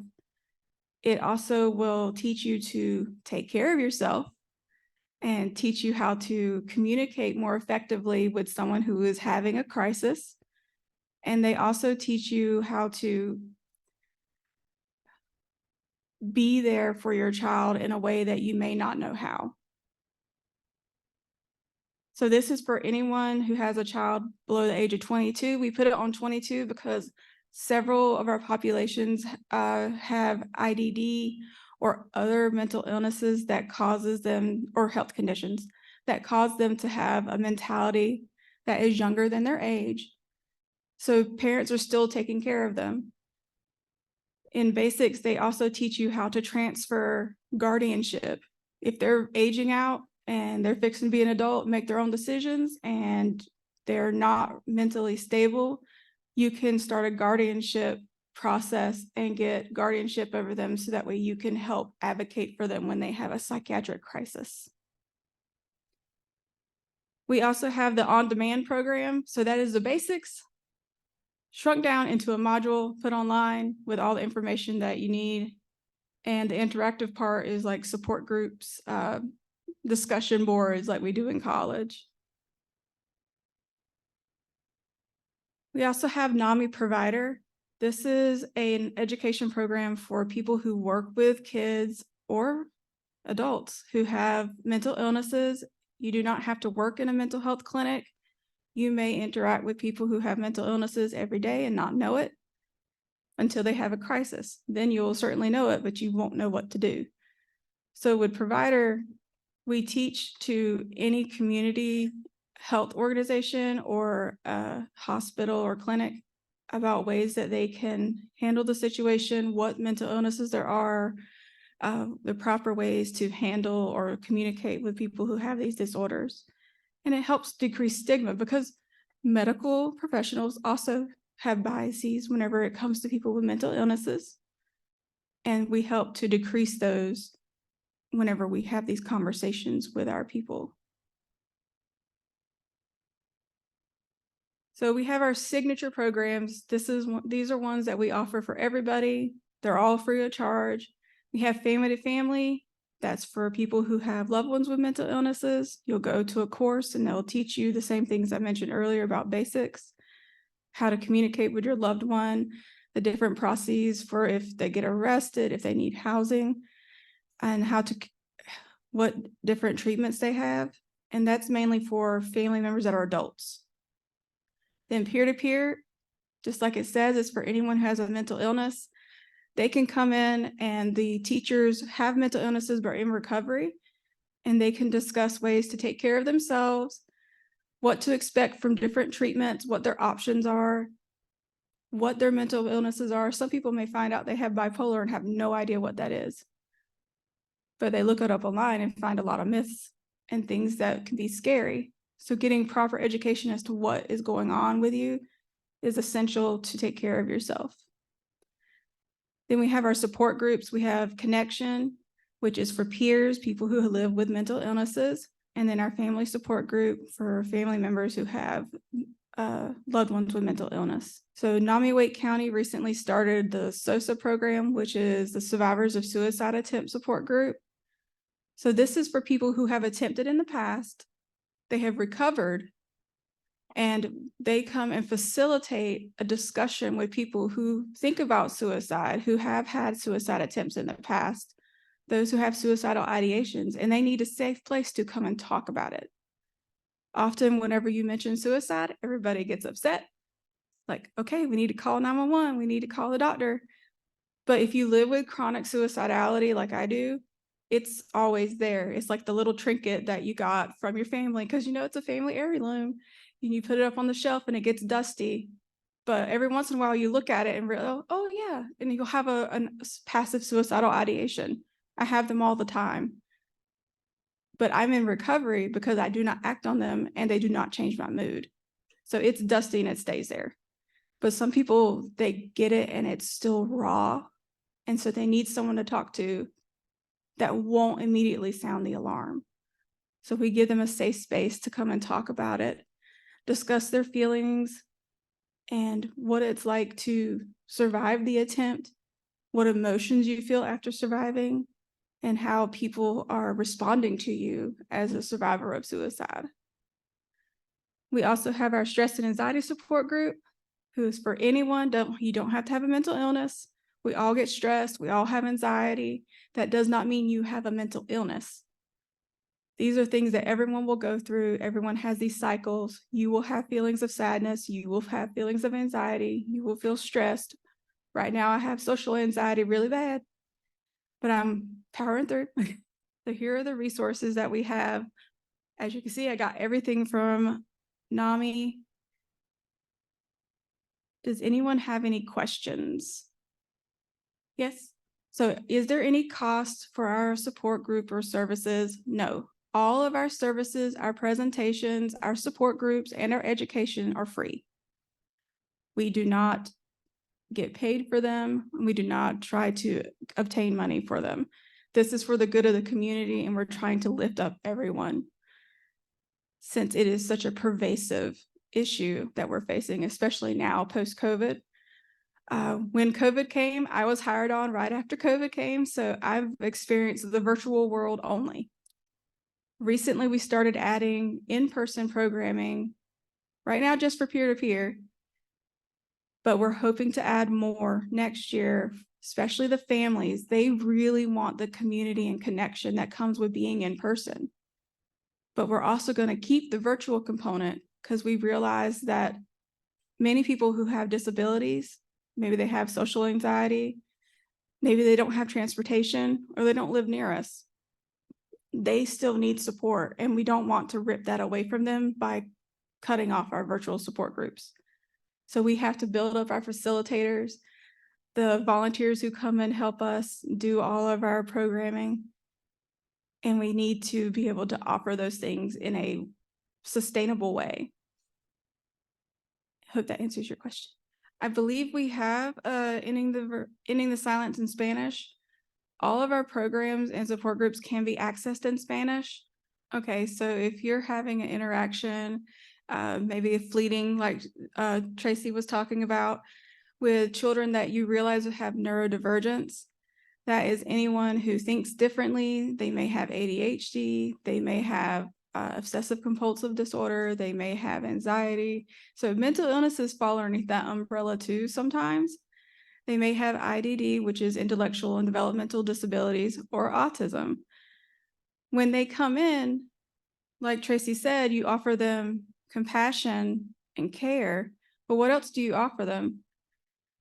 Listening to their voice whenever they say something is bothering them. If someone says, ouch, this hurts my ears being in this room, my child, he would not be able to be in this room when y'all are all talking. He has to have headphones on, or he will go hide underneath the tables and cry because it is too loud for him. Their clothes may feel itchy. I have to buy certain kinds of clothes so that way that they don't have tags. I have to do that for myself. So just listening when they tell you that something is bothering them, or if they seem agitated and you don't know why, look around in their environment and ask them if there's anything different. Sometimes it's too bright lights and my kid has to wear sunglasses in school. You can also try having a quiet space. It could be a corner. You're not putting them in a timeout. Trust me, usually if they have autism or ADD, getting put in a corner is okay because they get to focus. They have their own bubble and they can make it how they want it. And they can control it. Usually, if you have ADHD, the racing thoughts can get to a point where you can't focus on anything outside. So having a single point to focus on can be helpful. Does anyone else have any questions? So what do you ask on forms whenever you have children coming in? How do you ask it in a way that's not offensive? So you don't have to ask, is your child neurodivergent? You can say, does your child need accommodations? Usually, if you're a parent who's dealing with a child that has any type of neurodivergency, as soon as you see accommodations, you will get out that pen and write so much. Because I want you to have as much information as possible to keep my child from having a meltdown and having you pull your hair out. You're welcome. Okay, so you're asking about learning how to facilitate for support groups. You cited NAMI on campus. If they are 18 and older, they can become NAMI trained. That means that they will be trained in how to facilitate a support group. They will give you the tools you need to handle crises and talk to people about their emotions and get them to open up. And if it's something that you don't want to have an affiliate with NAMI, because we do have a model that we must always follow. Some people would like to go outside of that, especially religious institutions, because we purposely leave religion out since it is such an individual and sacred thing. We do not want to make anyone uncomfortable in our courses. So sometimes if you have a faith-based or support group you want, you can get training from NAMI and then go and use that training to facilitate, but you will not be known as a NAMI program. And there are other training modules you can go to, but you can find other places that will train you in facilitation. Does that answer your question? Okay. Does anyone else have any questions? So I have not had any personal experience with this. All of ours were handled in-house, so to say, with my family. But I do know that we have something called the Psychiatric Advanced Directive. It's called PADS for short.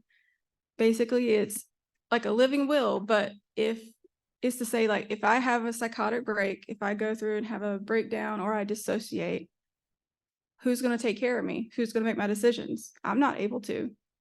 So having the PADS in place would give someone, and they don't have to be a relative. This is helpful for people who don't have a close family or they do not have close contact with their family. But they can get someone who is trusted to take care of their needs while they're in the hospital until they are able to get better. That's one that I'm aware of.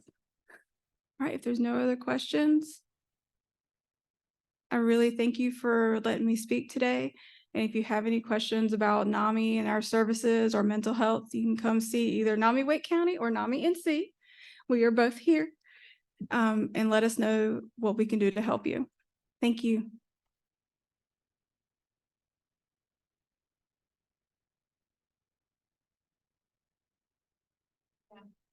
Okay, we have about 15 minutes until the next presentation. It'll be disability law. Tara Muller will be in this room. Going back into our next session, this is our 11 to 11:50 session. In room 8B is Introduction to Supporting Q+ Youth. 8A is Sharon Hirsch, Nurturing Positive Childhoods. And then 7B is Justin Bushy talking about youth going down a troubled path. If you're here to listen to our presentation on leveraging disability education. Become familiar with leveraging disability education law and health programs. I'd like to introduce Tara Muller. Thank you, Jim. Good morning, everyone. My name is Tara Muller. I'm an attorney at Disability Rights North Carolina. And I would like to introduce also Rayla Collins, who is an attorney on our education team at Disability Rights North Carolina. She works with children with disabilities, helping them stay in the school system and in the integrated classroom. We are really happy to be here today to discuss the overlap of children who experience trauma, have high ACEs scores that we heard about this morning, and those with disabilities. I'll give you a little roadmap of where we intend to go today so that you have some guidelines. We're going to start with generally how the incidents of trauma correspond with disability and vice versa, how children who are born with disabilities also are at an increased risk of experiencing trauma. And next, how you all, as you're working with children, can leverage the laws that are already in place to help those children. So there are two primary tools that we will be discussing. One is the health system through Medicaid and other health benefits for children in North Carolina with disabilities. And then also the education system that already has built into it a lot of protections, both federal and state laws to protect children with disabilities and get them connected to the help they need. And then finally, I'll discuss our role at Disability Rights North Carolina and how we help children, and also how we help advocates like you and people who work with children getting questions and advice and resources. First, I'll discuss child trauma and its link to disability. We know from lots and lots of studies and statistics that children with disabilities are more likely to experience trauma, especially sexual abuse. And the National Institutes of Health have lots of data on this point. they tend to be more vulnerable. They tend to be less connected to resources to report. And then also sometimes they have barriers to communicating and reporting incidents of things like abuse. Also, people with high ACEs scores are often diagnosed with a disability that they may not have had until they experienced the trauma, right? So we heard this morning about the incidence of mental illness, things like post-traumatic stress disorder, depression, anxiety, certain phobias. All that, of course, comes along often following traumatic events in a child's life. We know that 36% of people with disabilities reported high ACEs scores, and that's compared to 19 of the non-disabled population. So it is a significant difference. And then on top of that, not only are children with disabilities more vulnerable to abuse and neglect and other types of high ACE scores that we've talked about, but also once they do experience that trauma, they tend to be less resilient. And so especially without the additional supports that can help them through these disabilities. So what we wanted to express to you today is to make sure that when you are working with youth and encountering them in your work, that you look for a possible disability link, because that can open a lot of doors for a lot of children who otherwise are not connected to resources. And opening those doors can help them stay in school, stay out of the justice system, stay out of congregate living that we know also is linked to additional trauma. And then we also wanted to remind you that there are a lot of disabilities that are not readily apparent. We've talked about, some of the ones that manifest in ways that are very obvious, but also we have the invisible disabilities that are often overlooked. The fetal alcohol syndrome disorder is really pervasive and often misdiagnosed as, something else, ADHD, or something else that is, and once it's misdiagnosed, it cannot, it's not treated correctly. So FASD, which is the fetal alcohol syndrome disorder, we have traumatic brain injury, anxiety, phobias, all of those conditions often are overlooked. So our goal is, as we discussed, is diversion from the justice system and other institutional settings. We know that certain experiences in a child's life can themselves create trauma in children, even if the systems are meant to help. And that's what we see a lot in the medical system, for example. When children are brought into certain types of institutional care, when it is a locked facility, when it is overly restrictive for their needs, when they are kept in a certain environment longer than they need to be, all of that can be very traumatic and can cause additional problems, especially when the child already has a high trauma history. There are lots of studies I can point you to, and I'm happy to give out these slides afterwards if anyone would like. And this presentation links some of those studies, linking early institutionalization of children to post-institutional syndrome and other mental illness and disabilities that could be avoided if the child got the correct treatment in a community-based setting. So some of the common situations we see here in North Carolina of unnecessary institutionalization is involuntary commitment and extended emergency room boarding. You all probably have heard scenarios where children get admitted into the emergency room for something like self-harm or for, incidents of violence.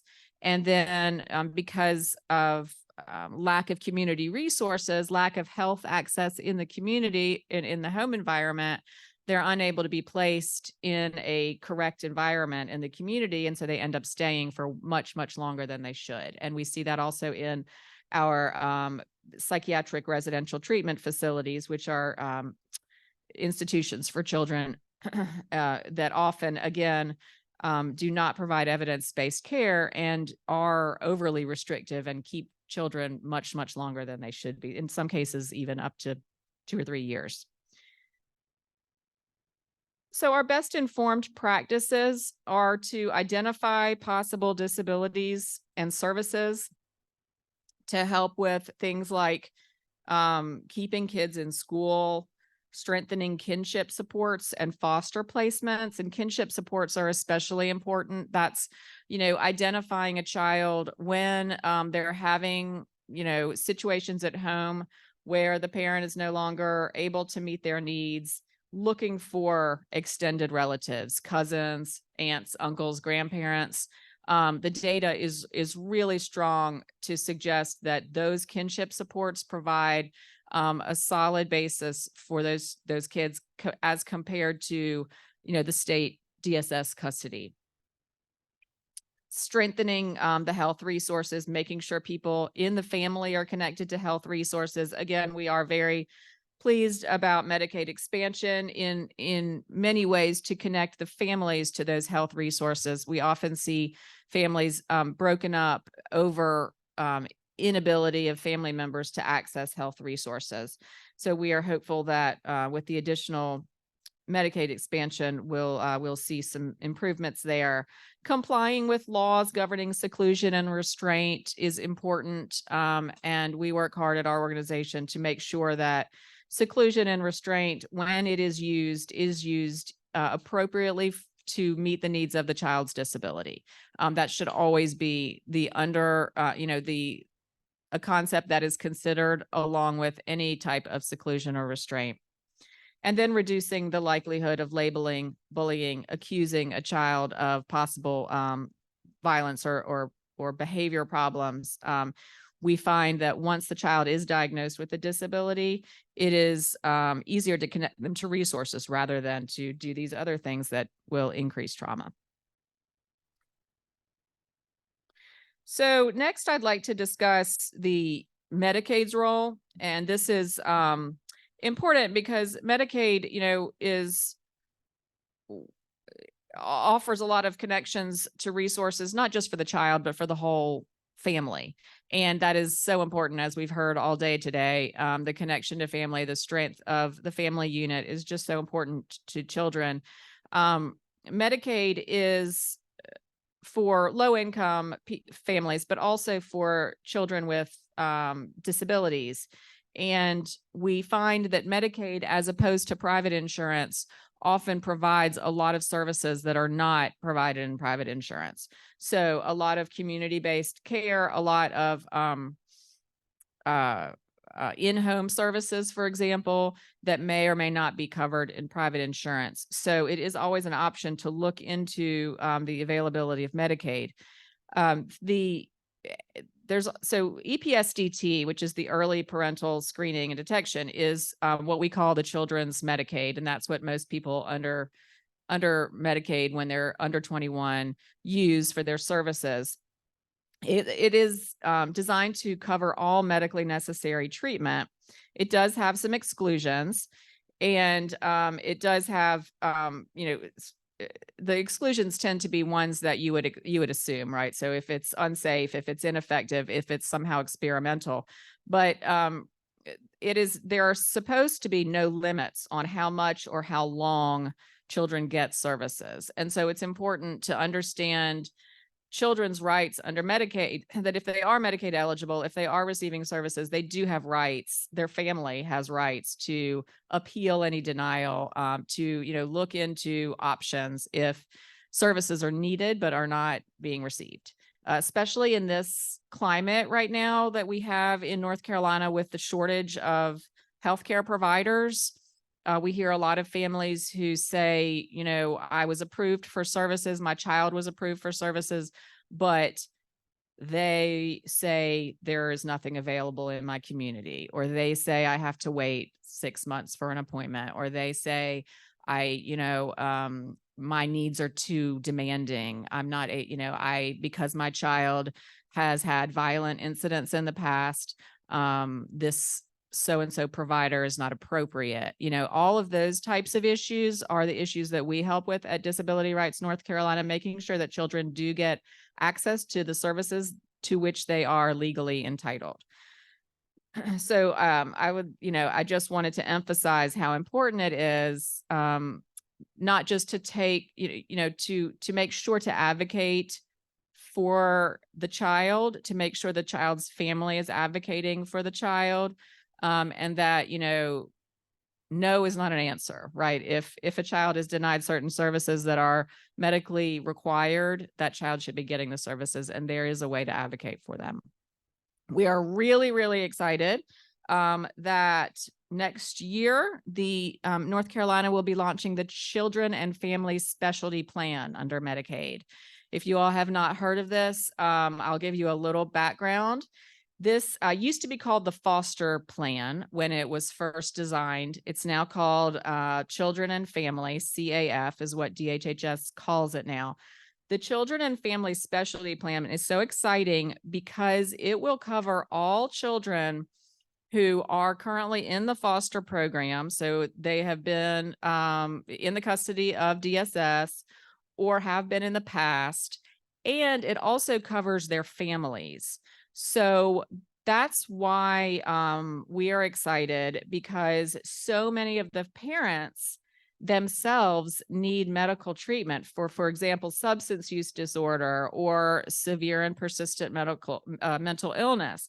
When those family units get the health access that they need, that trickles down and, of course, keeps the family together and helps the child with the disability as well. So the Children and Family Specialty Plan is scheduled to go live next December. So it sounds like a long way away. It's a little over a year. But we are really excited. The Department of Health and Human Services worked for years developing this program. They worked with the input of lots of stakeholders. Another big strength of the program is that it is statewide. So any of you who work with children in the foster system know that they bounce around a whole lot more than they should, a whole lot more than anybody in the system would like. From placement to placement all over the state. And a big barrier up until now has been that every time they pick up and move, not only do they have to get used to a new family and a new housing situation and a new school, but also new medical providers.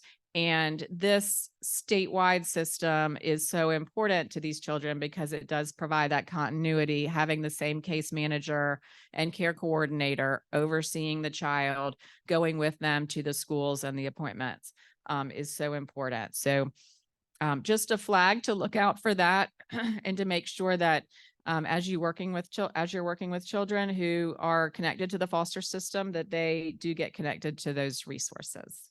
And if anybody has any questions as I'm going along, I would be happy to answer any questions or comments or hear from you. I know a lot of you all in the audience probably work directly with children and may have experiences or information to share. So by all means, please feel free to raise your hand if there's anything we can. Yes, go ahead. The question is about this type of services that we offer at DRNC. And I know I've probably used too many acronyms here today. So I am from a group called Disability Rights North Carolina. We are the state's federally mandated protection and advocacy organization for the state. So we provide statewide legal advice and services to people with disabilities. We are not connected with or affiliated with DHHS, which is the Department of Health and Human Services. They are the ones that oversee the Medicaid system in our state. And they are the ones who oversee the managed care organizations that you mentioned, like VIA, Alliance, Trillium. And so to the extent, but we do work very closely with them. A lot of our attorneys that represent children with disabilities can help the children and the families connect with the resources they need at the LMEMs. We call them LMEMCOs, the local managed entities and managed care organizations that manage children's behavioral health and the rest of the Medicaid system, right? Because we know there are a lot of barriers. It's difficult. It's a huge system. It's complicated. So yes, we provide those services, and we also have a lot of resources on our website, but we are not affiliated with DHHS at all. to answer your question. Hopefully that answers your question. The child and family specialty plan is the biological family and the foster family. Yes. So it should be, and there are some, it's very complicated and there are a lot of exceptions and guidelines, but yes, it should cover the entire family at risk of losing custody. Yes. And there's also, I didn't mention the tailored plan. The tailored plan should be rolling out soon. That's a specialty plan as well that will be meeting the needs of children with not just children, adults and children with mental illness, intellectual and developmental disabilities, substance use disorder. That's another specialized plan that will provide care management. And actually the care management piece has already rolled out. So if you have children that fall into that category, they should already be receiving the tailored care management, which is another tool that helps them navigate the medical system and helps with not just medical care, but other social determinants of health, like transportation and housing access. Affordable, accessible housing is a huge barrier to a lot of these families as well. So if you do encounter children that fall in that category, I would advise you to ask if they have a tailored care manager yet, and if their tailored care manager can help them connect to resources.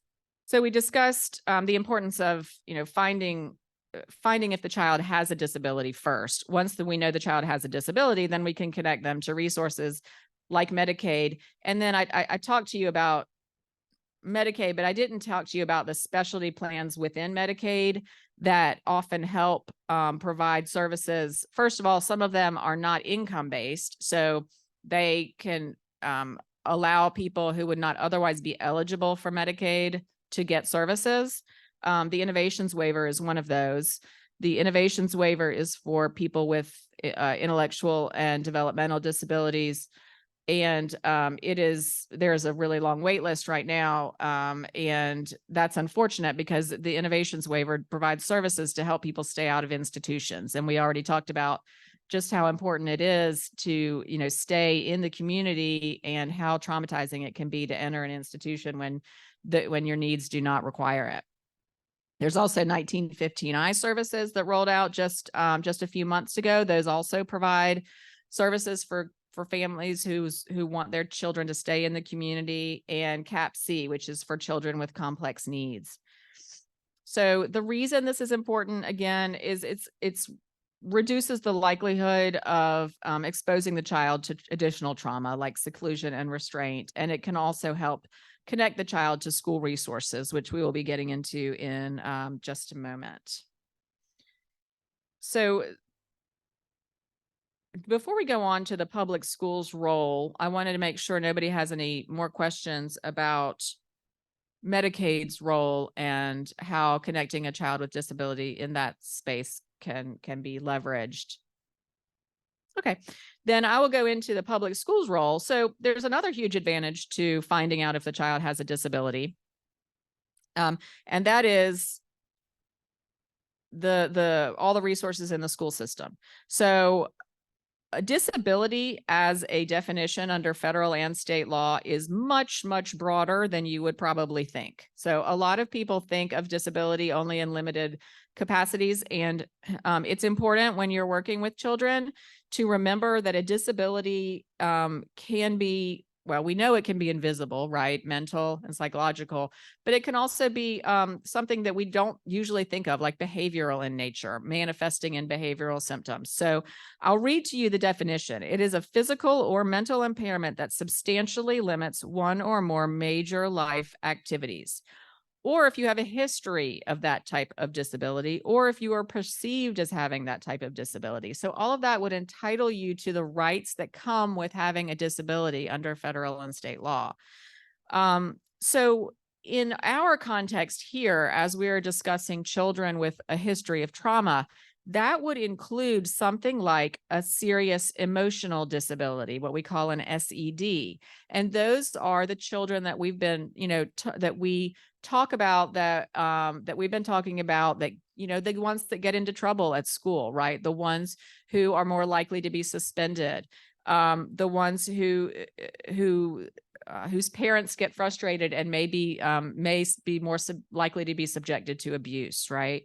So remember that SED, serious emotional disability, is another option, along with anxiety, PTSD, depression, the invisible disabilities, the FASD that I mentioned earlier. And that's where the importance of school-based evaluations come in. So Rayla and her team at Disability Rights North Carolina work with families who are in public school and who are working to stay in public school. So a lot of the problems that we see come when a child is excluded from school because of a disability, whether or not the school or the child or the parent is aware at the beginning that the behavior is associated with a disability. So we also work on making sure that school staff is trauma informed, and when they are helping with behavior and other issues in the classroom, they remain focused on the child's needs with respect to their disability. Also, we work on prevention and early identification of trauma and the preventable environmental triggers. So a lot of children, like we talked earlier about, certain children needing small accommodations that would allow them to learn alongside non-disabled peers in the classroom, right? Earmuffs or certain devices, for example. There is a parent's guide. And again, I'd be happy to give you this link that Duke Law puts out that helps parents with navigate the system of an IEP, which is an individualized education plan and a behavior intervention plan. All of those are tools that are used to help children stay in the school system and get the education to which they are entitled. And it's a complicated process. Rayla and her team work really hard to help families appeal and work with the school systems and the exceptional children's departments to make sure that the needs are being met and all the laws are being complied with. So this is the federal law that sets the continuum of services in the school system. So you can think of this as kind of a stepping stone up, a set of steps, and every state is required to have this continuum in their public school system. So the bottom step, the step that is the default, so that is, what every child is entitled to, every child with a disability, is a full-time education with peers who are not disabled. So we're talking about a child getting to stay in the regular classroom with non-disabled peers. Any removal from that general environment must be justified. And that justification will then lead to them going to the next step and then the next step and the next step. But what's important to know is that you're not allowed to just jump steps. So you try the steps and you see what works within the individualized education plan.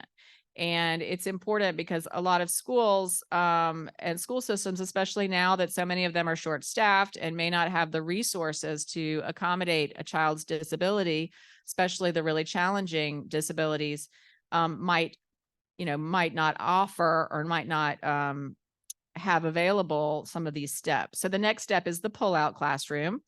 And then the next one after that is a self-contained classroom. The next one is the specialty school, and the special schools are separate public or private programs that are day schools that are designed to meet the needs of children with disabilities. We all know there is a huge shortage of these in North Carolina, and unfortunately that sets North Carolina apart from a lot of our other states. Many other states have really robust specialty schools to send children to. We have at Disability Rights have been advocating really hard to increase the ability of these schools to run in North Carolina. And we hope to get some momentum on that and change legislatively next session. But for the time being, we do have, a lot of barriers to the use of these specialty schools. But it's important to note that students are entitled to these less restrictive environments before they get to the next step. And unfortunately, what we see is a lot of kids jumping right to that next step, unfortunately, which is homebound. They call it modified day, or long-term suspension, which is at least 10 days, more than 10 school days. And that's important because, that triggers the reason that Rayla corrected me is it's more than 10 days because that's important because legally it triggers a lot of rights for the child once you get more than 10 days.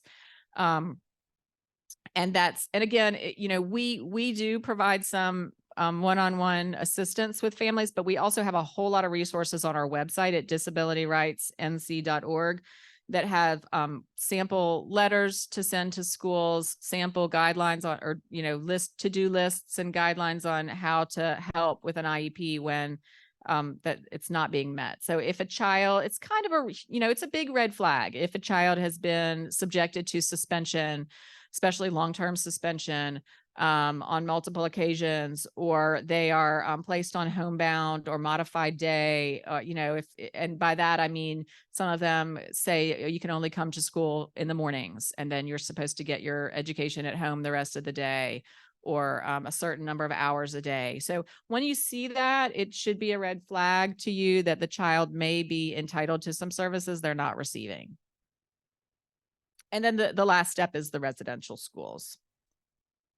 Oh, we have a question. I was just saying that's like all of the clients we serve is kids who've been excluded from school, and then because of that, or because of a similar incident, end up involved in the juvenile justice system. And as a court counselor, I think one thing that is helpful is having some resources to provide to the families about what they are entitled to in school, like knowing where to point them about what they're entitled to in school, and what some of their dispute resolution options are and appeal rights are for when their kid's not receiving those services in school.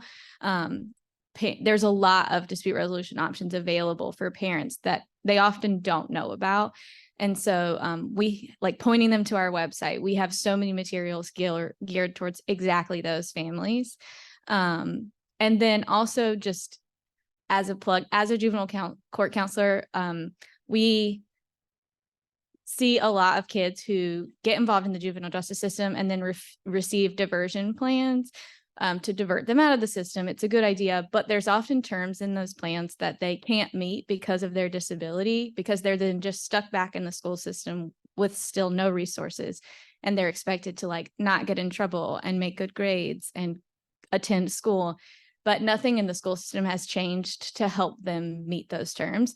And so then they end up right back in the system. So just thinking of it as something that all works and ties together, and thinking of it as if this kid continues to not get the services they're entitled to in school, they're not going to be able to meet those terms, change their behavior, and stay diverted from the juvenile justice system. So point the families to resources, our website, and the parents guide that Tara mentioned and will share, and just like really work on the school piece, help the families understand why that is so important in keeping their kid out of the juvenile justice system.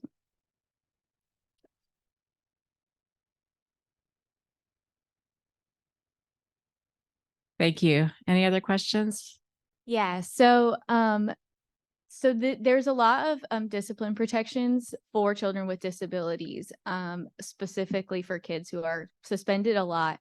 And that's actually what's on this slide is, so when a child with a disability receives more than 10 days of out of school suspension in one school year, so that can be one long-term suspension or a lot of short-term suspensions that add up to more than 10 days, including like what we call informal suspensions, where the school calls and is like, they're having a hard day, can you come pick them up? They're not suspended. That counts. That's a real suspension. It's a suspension, whether or not they call it that. All of those count up towards 10 days. And when they get to more than 10 days, they have a right to a manifestation determination review meeting. So that's like a special meeting of the IEP team where they meet to determine if the behavior that was resulting in this exclusion was a manifestation of the child's disability or the school's failure to follow the IEP. And if the answer to either of those questions is yes, the kid can't be suspended. They have to be allowed to come back to school, and they have to be allowed to come back to school in the setting where they were prior to the suspension. And all that is to say, kids who are in the process of being evaluated for an IEP, or if the school, if there's like a suspicion that the child has an IEP, even if they haven't started the official evaluation process, they're still entitled to that MDR right. So if they're in the 90 days, if they're being suspended and it gets to more than 10 days, then they need to do an MDR, whether or not they've completed the evaluations and determined whether or not the child's eligible and created the IEP. They still have that right. Yeah.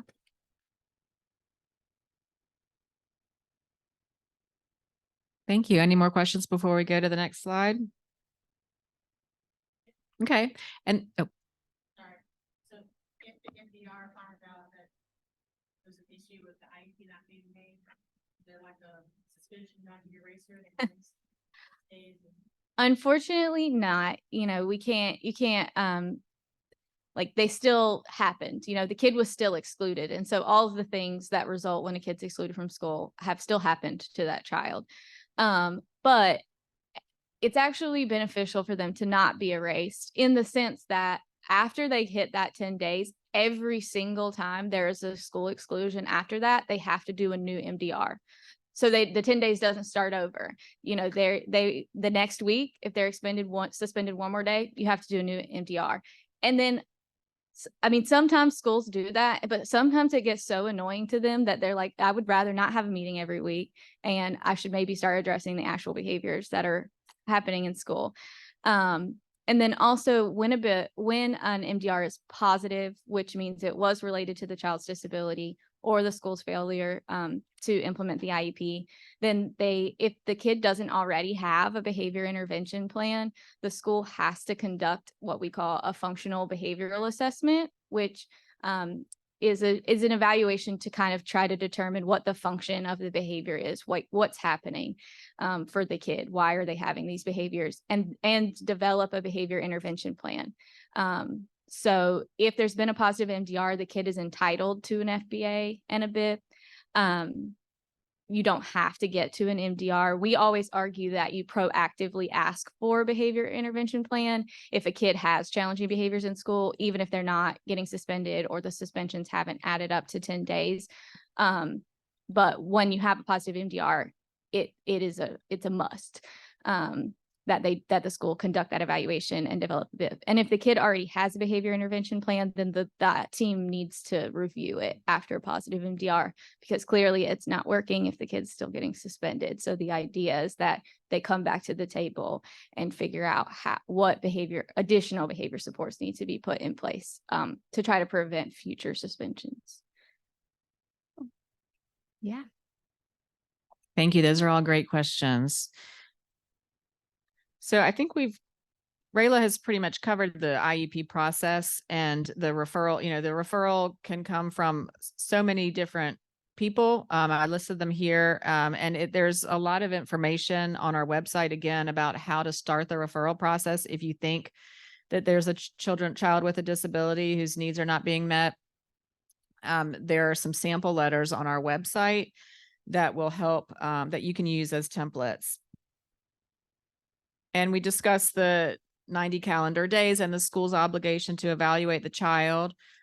We also wanted to mention that, you know, we recommend the best practice when dealing with the child, when discussing the IEP with the school, is to cooperate by attending the meetings, making sure that these schools are often, you know, understaffed and really working hard to accommodate. And it is important to stay engaged through the process and to work with the school to schedule it and to attend the meetings when they are scheduled.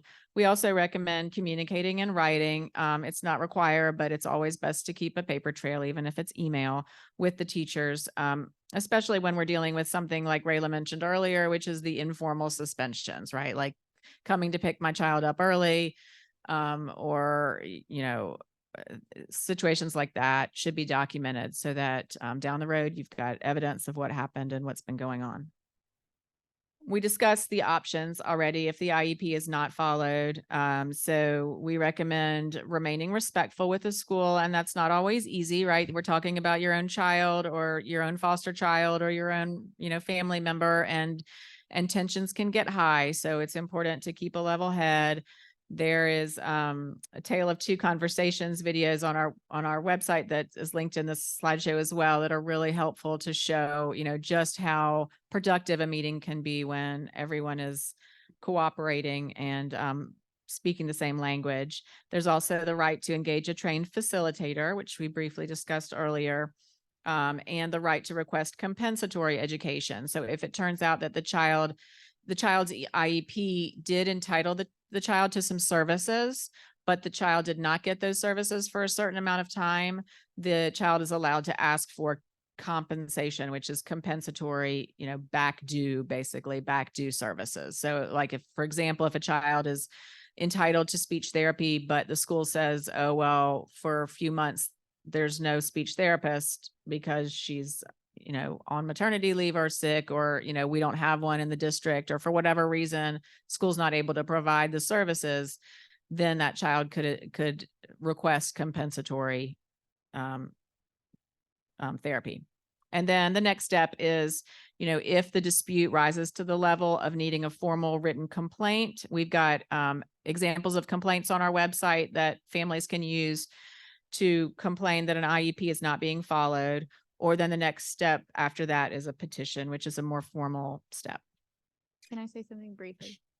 Another common situation that we see for services not being provided and entitling a kid to compensatory education is at the beginning of the school year. We hear a lot of two things, which is, oh, we're just not ready for them yet. We're getting the classroom ready, or we're still trying to find a teacher. So you just hang out at home until we figured it out. We hear this all the time. And another one is the school not having any transportation. The kid, for whatever reason, needing some type of special transportation service, maybe an additional person on the bus or some sort of, physical accommodation on the bus, and the school not having access to that at the beginning of the year. So the kid not having any way to get to school.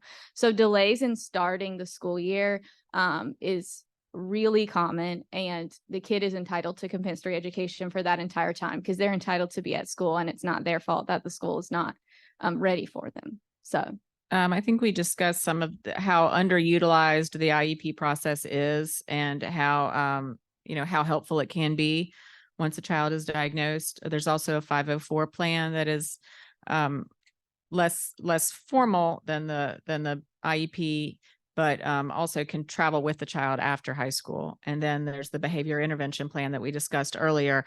I thought you'd be interested to know just how many students we're talking about. On any given day, we have approximately 800 students in North Carolina that are on homebound instruction, and 300 that are on shortened day. It may be even higher than that.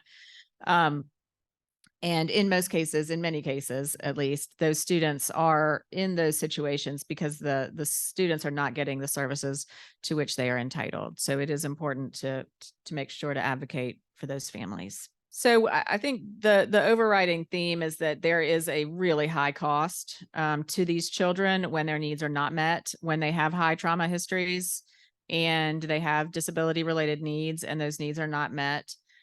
So a lot of times the parents are forced to pay out of pocket for services that they shouldn't have to pay out of pocket for. And of course, that would affect the families with the lowest resources who cannot afford to pay out of pocket. We also see parents a lot who are forced to leave the workforce to care for a child, especially when a child is placed on modified day or long-term suspension and has nowhere to go but home. We have children stranded in inappropriate settings, like we discussed, the emergency rooms and in institutions, and of course, involvement in the justice system and detention facilities. It's costly too. The cost of institutional care is approximately $2,300 a day. And we have students in North Carolina who, because of their unmet disability needs, are being sent even to out-of-state facilities and very restrictive environments here in North Carolina, 700 approximately per year. So we work hard to make sure that those types of unnecessary situations can be avoided when the disability needs are met. Next, I'd like to discuss, we just have a few minutes left, and I'd like to discuss a little about our organization, Disability Rights North Carolina. We are a statewide nonprofit. We are federally mandated. So every state is required to have a protection and advocacy organization like ours to protect the rights of both children and adults with disabilities. All of our services are free and we work statewide. We don't have any income limitations on who we help. We help people with disabilities and all types of disabilities, all ages. We started back in the 1970s when a reporter named Geraldo Rivera, who is a talk show host, made a surprise visit to a facility in New York called Willowbrook. That was a institution for adult men with intellectual disabilities. And he jumped the fence and with live cameras on live TV exposed the horrific conditions and trauma that was going on in that facility. And as a result, Congress created this protection and advocacy system that we belong to and that guides our work.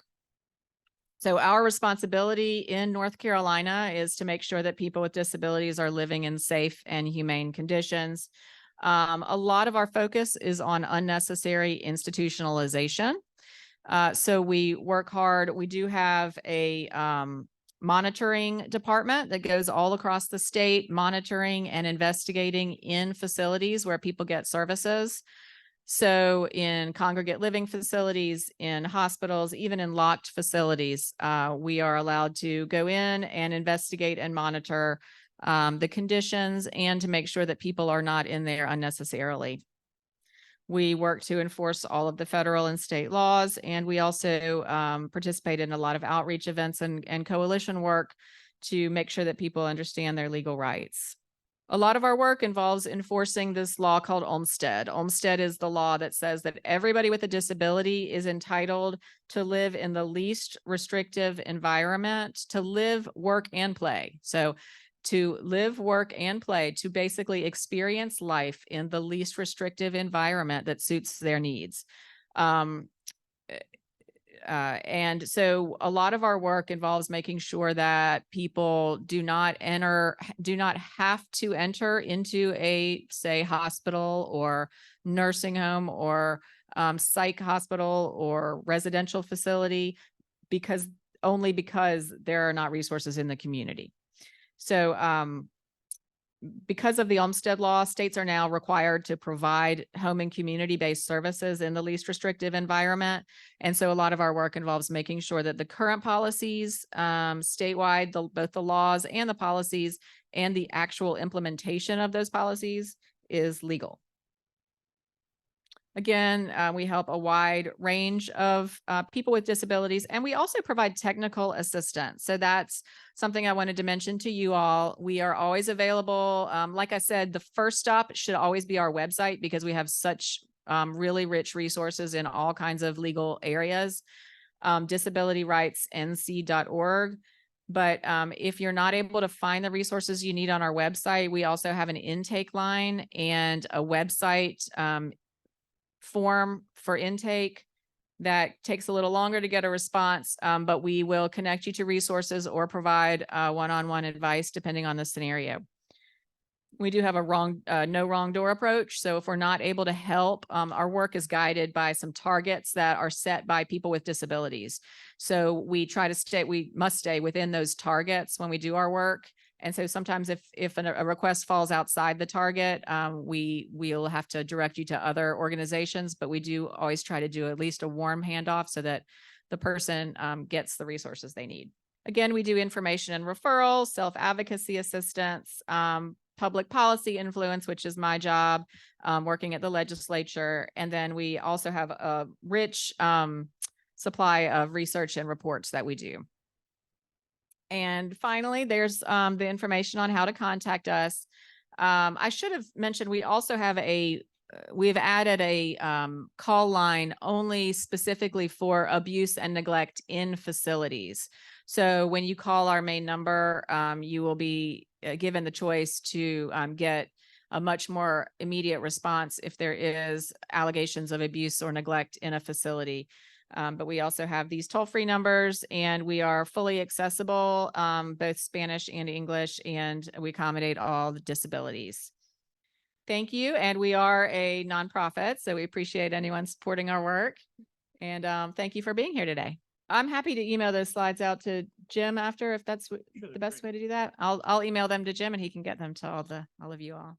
Okay, thank you, everybody. So we have a bit of a break and then we'll get ready for lunch service and our networking lunch right here in this room.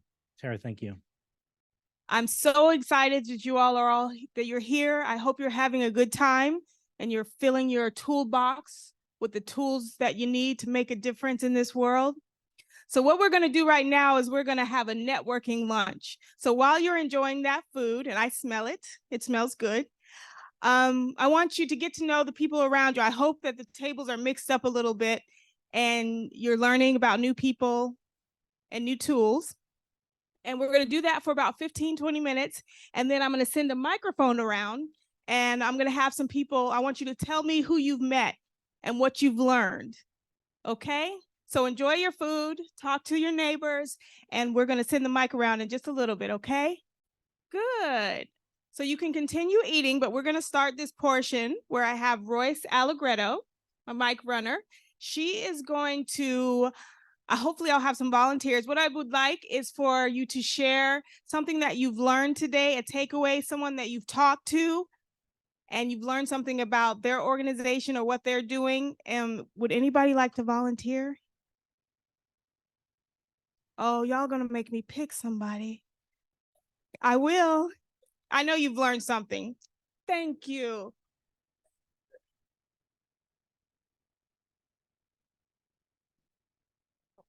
Thank you, Rose. Thank you, everyone. First of all, I wanted to thank Jim and Bill as well for inviting us. I am visiting from Cleveland, Ohio, and it is our hope to do this summit, bring it back with us, and just host one in Ohio as well. And we will in April. So if you want to visit Ohio when it's not freezing or full of snow, April 19, 2024. Some of the things that I learned, what I take back with me is a lot of what we really can do with the families, right? I work with the Boy Scouts, I work for the office in Cleveland, and I interact with parents and with the adults all the time.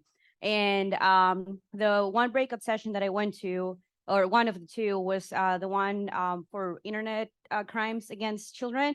And fantastic session. I learned a lot. I like to think that I'm keeping track on what apps are trending right now, and I definitely am not. So I learned that, and also I learned that one of the things that she mentioned was like, when if you see a phone and you have duplicate apps, that's a red flag. I did not know that. Or when you know that you use one term of your kids and then they're giving that same maybe body part or that same situation, now there's a new name or a new word that you have not used with them. Where did they get that from? So those are my big takeaways that I had. And I just wanted to thank everybody for their hospitality, and that was a great session. Thank you so much. Who's next? Someone volunteer someone at their table. Someone, this back table? Go to this back table. Somebody has something to say back here. Hi, one of my recent things that I've learned is I'm a chip and fry guy, and I've never had fruit with a sandwich and I enjoyed it. It's very complimentary. So could be life-changing for me. The table that we're sitting at is really cool. Matthew, I think this is the first time I've met you face to face, right? Today. He's a member of our coalition, so we've met each other on Zoom. So got to meet him face to face. Happened to sit at two people that work for an agency in our county at the YMCA. And just real thankful for that, and seeing other good people doing good things. And then, just the connections, hearing about connections and seeing the connections and how important they are, and wanting to help get the people that we work with more or better connected to our community. Thank you so much. All right, so we're coming around to a table. Royce, pick a table. Y'all nominate somebody from your table. Oh, sorry. Hello. So I just sat at my table, so I haven't networked with anyone but my mama who brought me here. But one of the reasons I love coming here is to see so many people who are working with youth in so many different ways. What I did learn that was with the legal the legal one, the legal breakout session, is that there are layers and layers and layers of help that is available, that a lot of our school systems just don't have time or don't always have a vested interest in telling you about. And it's not so much that no one's really evil, everybody's just overworked. And so part of what I can do to help my families that I get in touch with is just letting them know that there are resources out here, that you do not have to be alone. Thank you so much for sharing. All right, let's do two more, and I'll let you finish eating because we have a really important discussion coming up, our preventing suicide panel discussion, but I need two more people to speak. Who's going to be the hero? I need a hero. Look, there you go. Good afternoon, everyone. So my name is Katrina. I have met some really awesome people today. And one thing that I would take away, that I think we all could potentially take away, I'm the little girl that was in that video, not manifested like real life, but I could definitely relate to the talk from earlier. And one thing that I was able to take away that I continually do every day is that I do not have to be a product of my circumstances, and that I can take my lived experiences and pour into others and help make their experiences better. Thank you so much. It's awesome. Okay, one more, and then everybody can finish eating. I see him back there. Hello, everybody. So we watched a really cool video about empathy versus sympathy. And they had a big old bear listening to the problems of the other person. And my comment was, yeah, the bear should have just given that person a great big old bear hug. And then we had a nice discussion about when is it appropriate to give someone a hug. And the answer is ask permission first. But lots of people like hugs and need hugs. So keep that in mind. Thank you so much. All right, so we've got a few more minutes so you can finish eating and finish networking, finish meeting and talking to the people at your table. And then we're gonna invite two experts to our stage and we're gonna have a really important discussion, okay? Enjoy the rest of your lunch. We've had some fantastic programs, and I went around to just about all of them, and I think that everybody really looked like they were having a great time learning new things, learning different ways that we can help minimize adverse childhood experiences and make our children a little more resilient. So guys, thank you so much for being here. Just keep in mind, it takes one loving, caring adult to make a difference in a child's life. And I know that that can be each one of you here today. We're going to get into our suicide prevention panel discussion. And I'm going to call up Kanisa Roan to introduce her panel to you. Now, are you ready? So you've already met Kanisa. She did our networking lunch. So did she do a good job with our networking lunch? Did you happen to meet somebody new that you didn't know before? So did you learn any new services that are out there that you can kind of, piggyback on or learn from and use to make what you do more powerful in your community? Yeah, let's get a round of applause. Good job. Okay, so Kanisa, it's all yours. Take it away. All right, so we have two amazing speakers, experts that are going to come up and talk to us. We're going to have a discussion that, sometimes you have to have talks that aren't comfortable, but we have to have them, okay? So I would like to call to the stage. Please, I asked how to pronounce her last name. Please forgive me if I don't say it right. Alex Espetia. I'm messing it up. Alex, can you come to the stage? And you're gonna tell me, Alex, tell me how to pronounce your name again. Espetia. Alex Espetia. Can we give her a round of applause? You can have a seat, please. And next, we'd like to call to the stage Heather Bonner.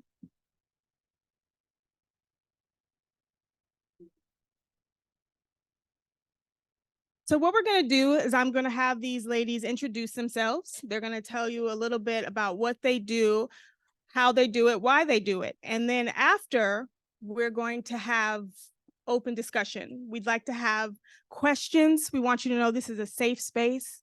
You can ask a question. Don't think any question is dumb or not important or irrelevant. This is what we're here for, because a question you have might be a question that someone else has.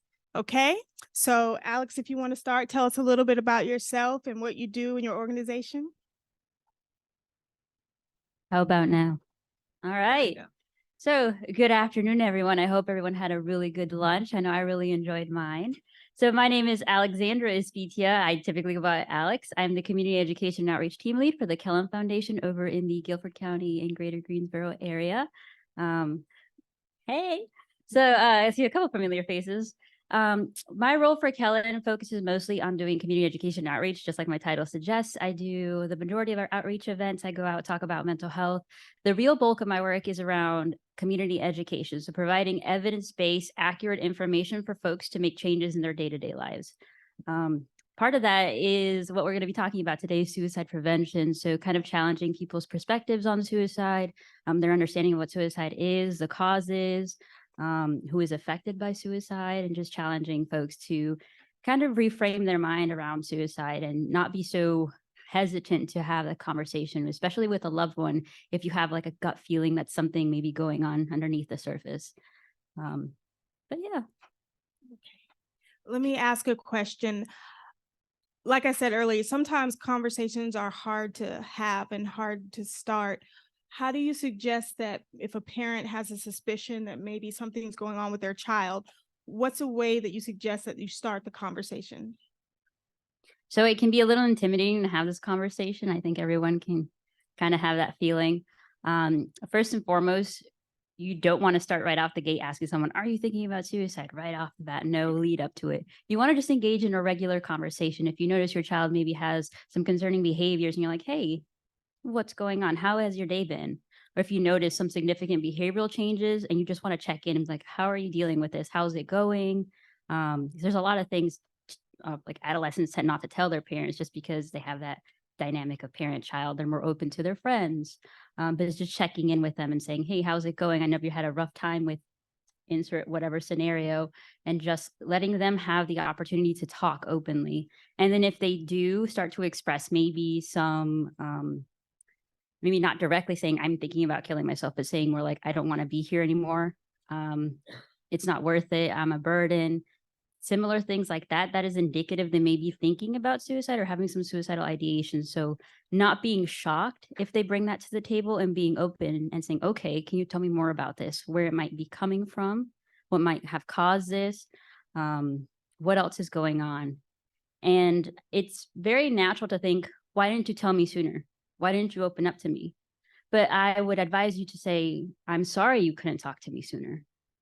What's going on? Are you comfortable talking to me now? And understanding that maybe in some cases, you're not the right person in that moment, and being able to connect them to some sort of support structure, some sort of professional that can really further that conversation, and not being upset about that, being open to talking about them and getting them the support that they need so that they feel comfortable talking to you in the future about different concerns. Perfect. And you mentioned something about behavioral signs. What are some of the signs that might tip a parent off that they need to check in with their baby? So I do want to start off by saying that a lot of these behaviors don't happen in a vacuum. There's a lot of things going on in their lives, a lot of situational things that are out of their control.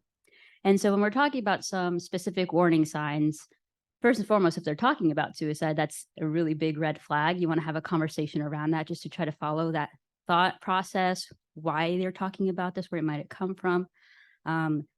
One of the other warning signs that we talk about is if you notice a drastic change in their behavior. If you have an individual who is a lot calmer or a lot more morose type of personality, and suddenly they're really happy about something, as counterintuitive as that seems, that may be a sign that they are thinking about suicide, just because for folks that are dealing with suicidal ideation or having these thoughts, it's a really heavy burden they're carrying. And when they find a solution, they feel relieved. They feel happy. The load is off their shoulders. So that drastic change in behavior can be a sign.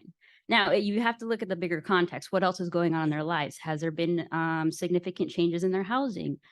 Significant changes in some sort of control they may have? So think things like, have they been locked up? Have they been taken away from their support structure? Are they in a completely new environment where they're feeling hopeless? Are they dealing with bullying?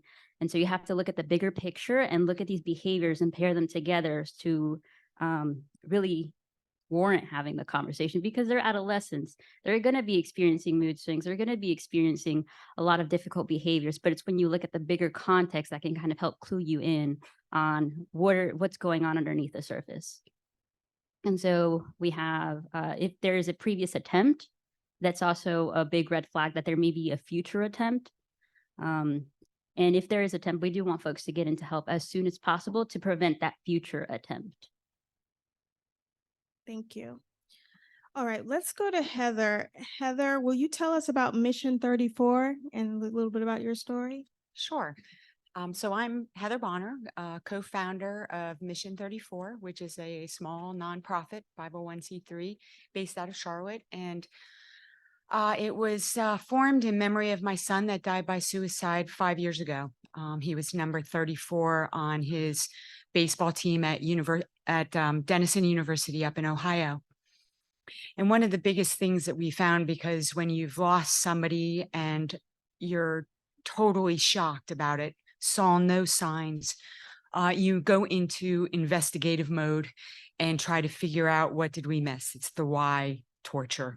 And through talking to his friends, who immediately went up to college and started talking to all of them, we started asking, what were the signs? Did you see anything? And we realized that these kids do not have any education about the signs and symptoms to watch for. So what we've done is we've set up chapters, the first one at Denison and then Miami of Ohio. And now we've got 3 that are starting here at in Charlotte, Davidson College, Queens University, and Elon the next couple months. Is we set up a chapter that's peer-led, so that it's sustainable. It's the kids that are talking about these difficult subjects. And it's made up of anybody who wants to sign up. But because Sean was an athlete, we have a tendency to try to reach out to their athletic department first in order to get buy-in from those athletes. Our tagline is a new type of tough, that it shows strength to ask for help, not weakness, which can very much speak to the athletes. And if we can get buy-in from all the different teams, that hopefully what we teach them and the messages we give them, they'll take it back and share it with their teams. So a chapter is formed. They become a student organization recognized by the school or a club, and it's called a Mission 34 chapter. And we provide everything that they need, all the resources. We have speakers come in. We encourage awareness events, Angelversary Walk in November. My son passed away in November. Around Mental Health Awareness Month, which is in May, we encourage a walk around April or May. As well as if you're going to be in a chapter, we try to require that you undergo suicide prevention training, or QPR, and get that buy-in from the students. But what's really exciting this year is we rolled out a curriculum for the first time and have gotten great feedback. And it's actually a literal black and red toolbox that has wristbands, stickers, a jar with icebreakers to get a meeting started, as well as a curriculum that addresses 12 weeks. So if they meet every other week, taking into account exams and vacations, they basically meet 12 times. Each session is a specific theme or subject. And after they're done with that, they have a takeaway that they put on a carabiner and hopefully carry on their backpack all year long that has an uplifting quote or a statement that relates back to that lesson. And we're really excited that we've gotten great feedback about that. I'd say that our niche is probably the smaller schools. We find that the Dukes and the UNCs get a lot of resources, and they have the organization and the numbers to be able to do that. And we'll bring speakers into large organizations, but our niche for the chapters are really the smaller schools that might not have those resources available to them. And they can start up a chapter, and it is no cost to the school. It's no cost to the students, unless they want to order a t-shirt at some point for an awareness walk, but that's it. And as a transition is difficult, often from high school to college, it can be a difficult transition from college to the workforce too, especially these kids that have gone through COVID. So we actually have started chapters in cities. We've done 2 events up in Boston, awareness walks. We've brought in speaker 2 years in a row, and now we have chapters starting up following the Angelversary walk that we did last week in Boston, New York, New Jersey, Chicago, LA, San Francisco, and we're hoping for DC and San Diego too. But our biggest thing is that we want to teach the signs and symptoms of these kids so that they might recognize it in themselves and that they'll recognize it in their friends, and to give them the language so that they can ask the questions so they don't feel uncomfortable about asking, do you have a plan? Are you thinking of harming yourself? And give them the language on how to start that conversation. So that's me. Thank you so much. Alex, let's jump back to you. Can you, because you, Heather, mentioned QPR. Alex, can you tell us what QPR stands for and what it is? Sure. So QPR is the short version of Question, Persuade, Refer. This is a suicide prevention and awareness training. The name is a little bit of a play off of CPR, and the message is pretty much the same thing. 3 steps you can take to save a life.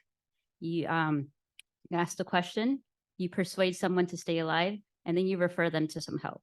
It's not a program where you become someone's therapist on the spot, you become someone's counselor. It's really giving you the tools to have this difficult conversation and then serving as a link to get someone the proper professional help that they need. And the program is, the way I teach it is typically 2 hours, just to try to get some conversation going. It focuses on providing education about suicide, what it is, maybe some statistics. It goes into the process of what it's like to ask the question, gives you some examples. That way you can keep these in your back pocket and use them. The book that you receive actually has the card too. So if at any moment you're blanking on what QPR stands for, what's your next step? It's a tool you can pull out and use. And we try to share those as much as possible, as well as the 988 number. But the program was started back in 1995 with Paul Kinnett. He was the founder, in partnership with Spokane Mental Health.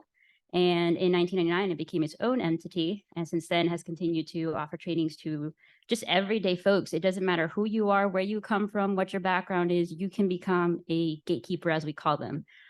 That is that you went through the QPR training. And there's actual several different versions too. So if you are someone that is working professionally in a clinical area, you have the opportunity to get trained specifically for that.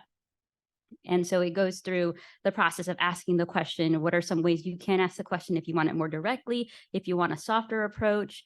It goes through the indirect and direct clues that can signify that someone is thinking about suicide potentially. You get a little bit of information about non-suicidal self-injury, so NSSIs.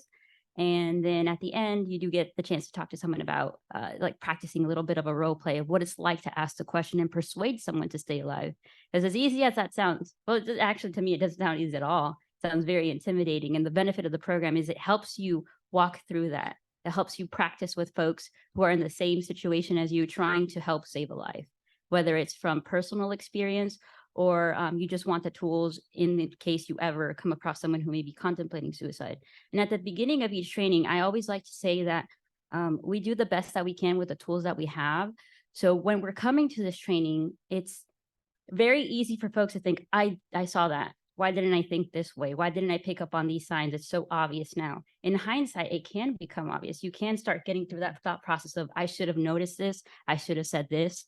But again, we do the best that we can with the tools that we have. And my hope with every training is in the future, should you ever encounter this, you have the confidence that you're making the correct decisions, that you're catching these opportunities to have this conversation and potentially saving a life. And we're, if you do ask the question and they're like, no, why are you talking about that? Then it's just an awkward conversation. It's really awkward and you move past it.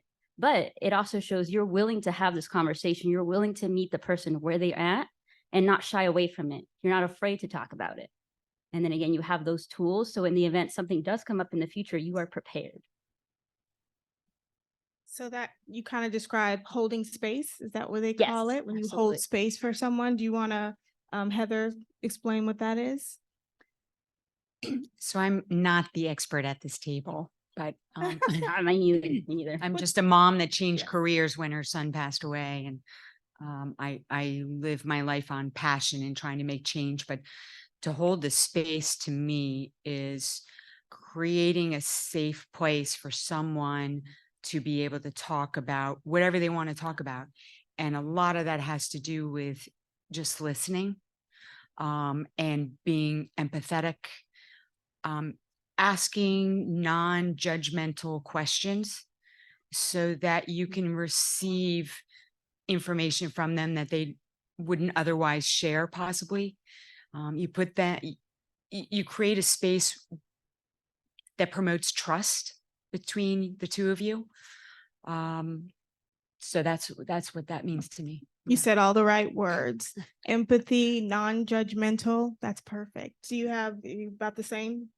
But yeah, we really strongly emphasize the non-judgmental part, just because if you are having the worst day of your life, you're in a really dark place and you're opening up to someone who you think may be able to help you, and they right out the gate are starting to judge you or just come off as unhelpful, that can really be detrimental and affect how you reach out to help, or it can push you away from reaching out to help at all. So we really strongly emphasize that non-judgmental approach where you're open.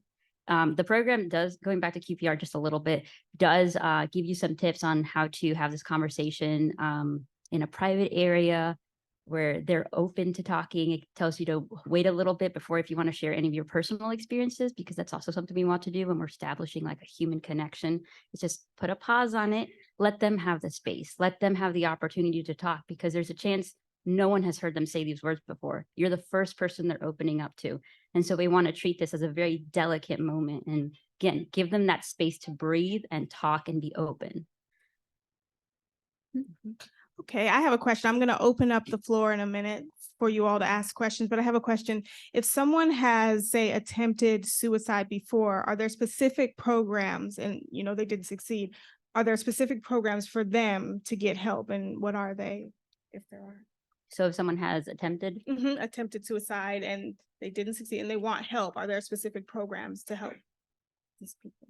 I don't know that there's ones that cater specifically to after making an attempt. I know in general, we try to just get folks through the doors of maybe a mental health facility, somewhere where they can talk to someone confident, like open up confidentiality, talk to them about what may be going through, get some support that way.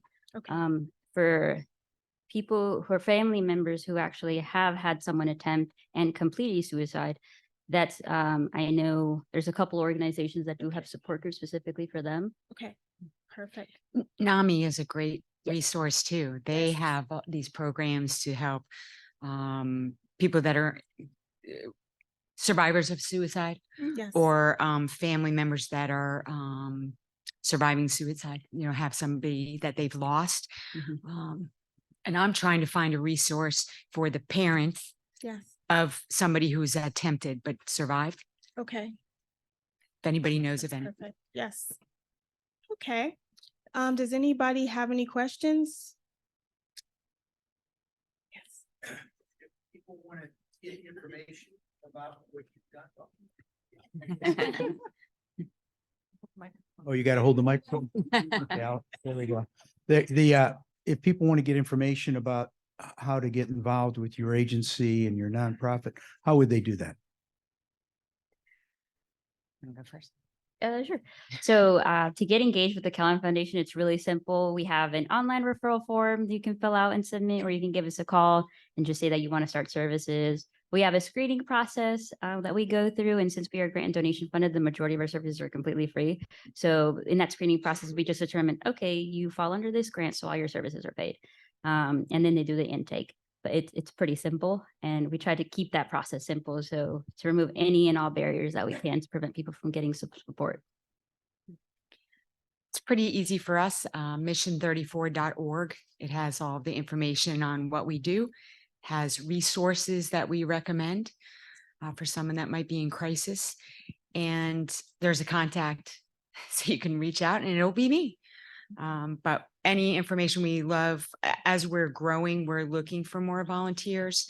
As we're spreading to new colleges, we're looking for people to be involved and spread the word. But mission34.org. And because our target audience really is 18 to 34-year-olds, We have an Instagram. I hate social media, but it's how to reach these kids. So that's Mission 34 SPB, which are my son's initials, Sean Paul Bonner.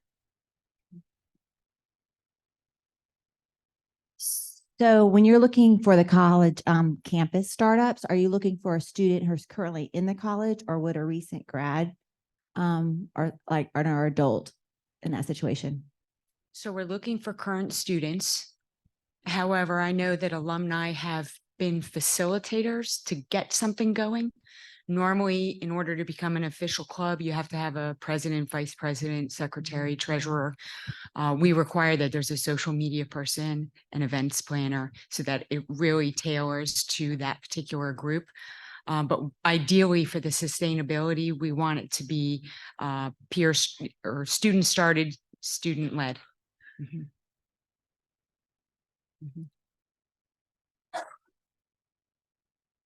Thank you.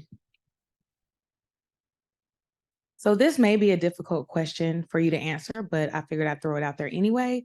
I am a suicide survivor. I have a 9-year-old that was affected by that. Beyond therapy, do you have any suggestions for how to navigate the conversations and questions that he has for me? So I think first and foremost, being really open to receiving those questions, understanding that it may hit home too, since you have that experience. So letting them ask any and all questions. And if there's a response that you don't know or you don't have any information on, being saying, I don't know, but I can find out, or let's find out together. There's no cookie cutter way to have that conversation. If I'm being honest, it really just depends on how your child conceptualizes certain things. And they may be curious about it. They may be afraid. And so just kind of understanding where they're coming from and catering to that. So they are afraid, providing information so they're not, and they understand why this may have happened. I think it's also good to show your vulnerability, that if you're crying, it enables them to ask further questions so that you can talk about feelings and hopefully put down the barriers that they might have about expressing their own. And that really sets the way for them to open up. If they have any concerns in the future or are dealing with issues, they have the space to be vulnerable. Thank you.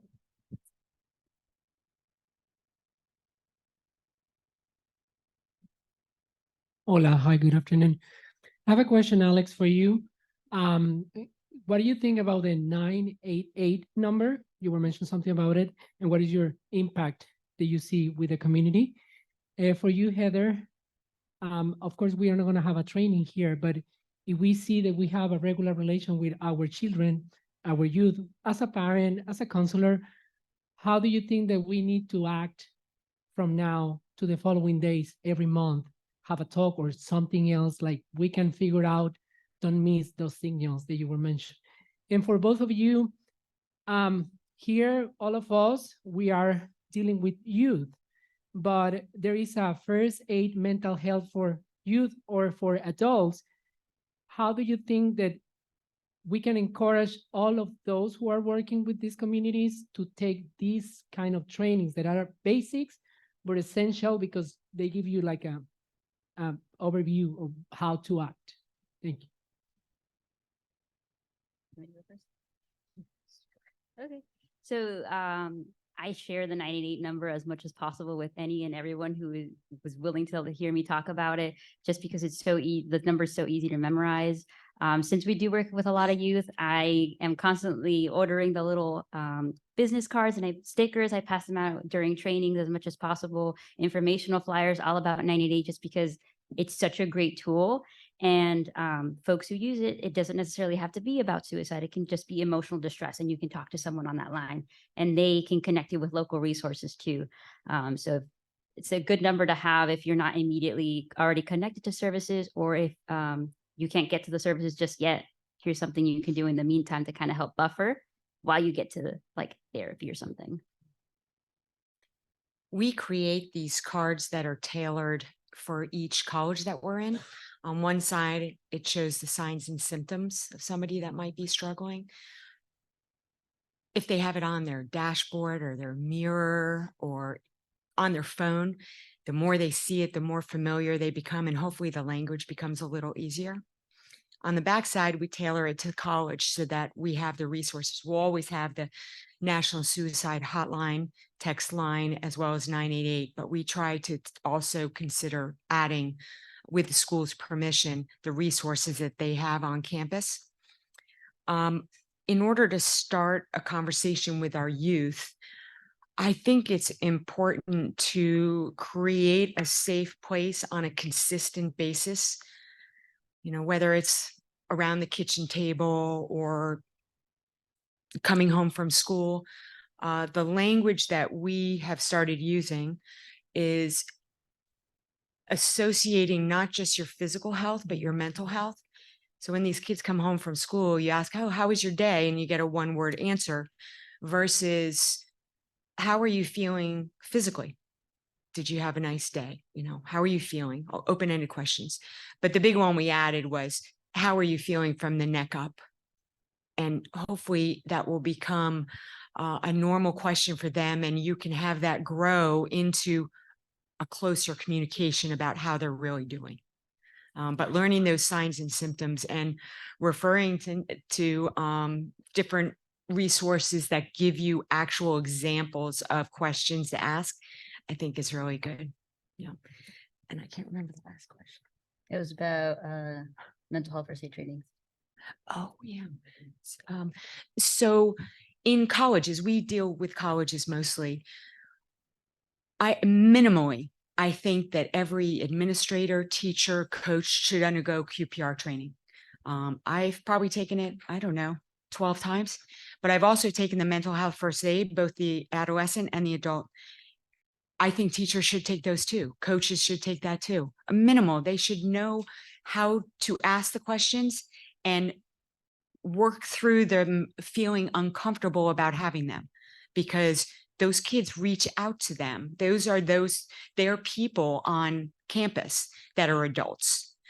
QPR training, I wish, any type of suicide prevention training, I wish every single person would take that, because you will learn to see the signs and symptoms that we did not see before Sean died, and to be able to recognize that so much more now, that you can step up and ask questions in order to really help them. Mhm. And I am an instructor in both the youth and adult mental health first aid curriculum.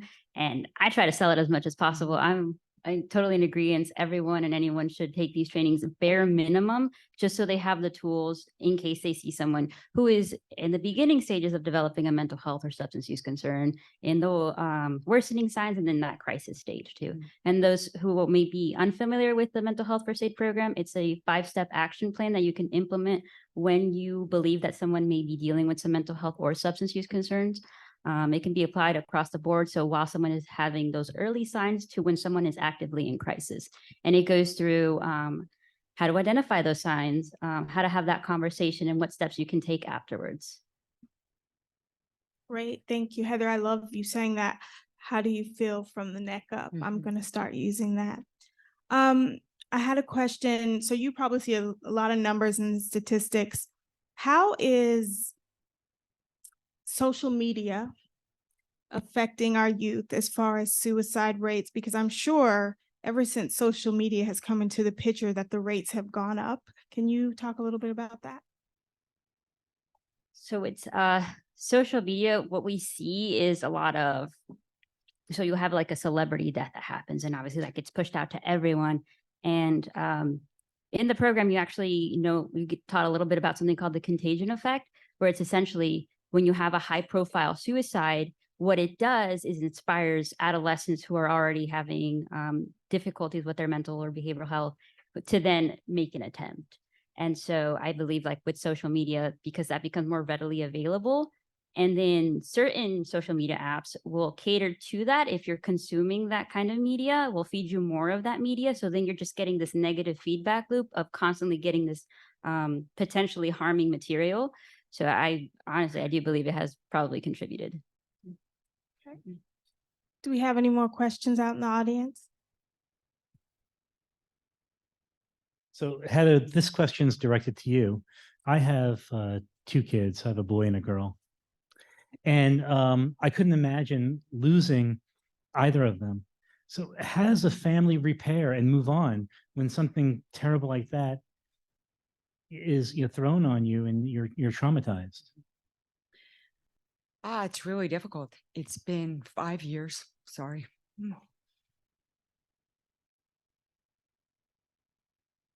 Each family member deals with it differently. My life is Mission 34, to help others, to educate others the best that I can. My husband has a full-time job and he's in a very different stage than I am. I never went through anger. I went through sorrow. He's goes through, anger that this happened. Why did this happen to us? I turn more to the faith and belief that I'll see him again. Our whole family believes in counseling. So we all see counselors except for my daughter, who saw one for a little while. Thank you. And now she's an ER doctor, and she ends up being the front lines of crisis coming in the doorway. My son has just gotten dealt the wrong cards. He was a senior when COVID hit. He missed his senior spring, and then he started college behind a computer screen. And that isolation and the, FOMO, or seeing what you're missing out because of social media, has been a really hard thing for him. And he has dealt with, it's not diagnosed depression, but it sure seems like it. And he doesn't have the structure that he had in high school.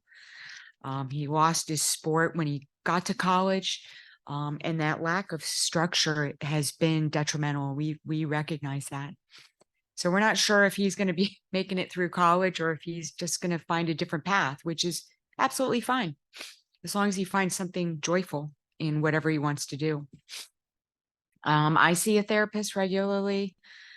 I have dealt with, and I've seen it in my husband too, we get trauma brain, where I have memory loss. I don't remember the first year after he died. I kept a journal. Unfortunately, I lost it. So many people I came in contact with and helped me and offered me assistance. I don't know who they are because they were in that journal I lost. And that's an ongoing battle. That's a different kind of therapy, EMDR, which is having to do with eye movement and really digging deep into the trauma, which is exhausting. But I've just tried to take the steps to repair myself. We all have bad days, especially the anniversaries are hard.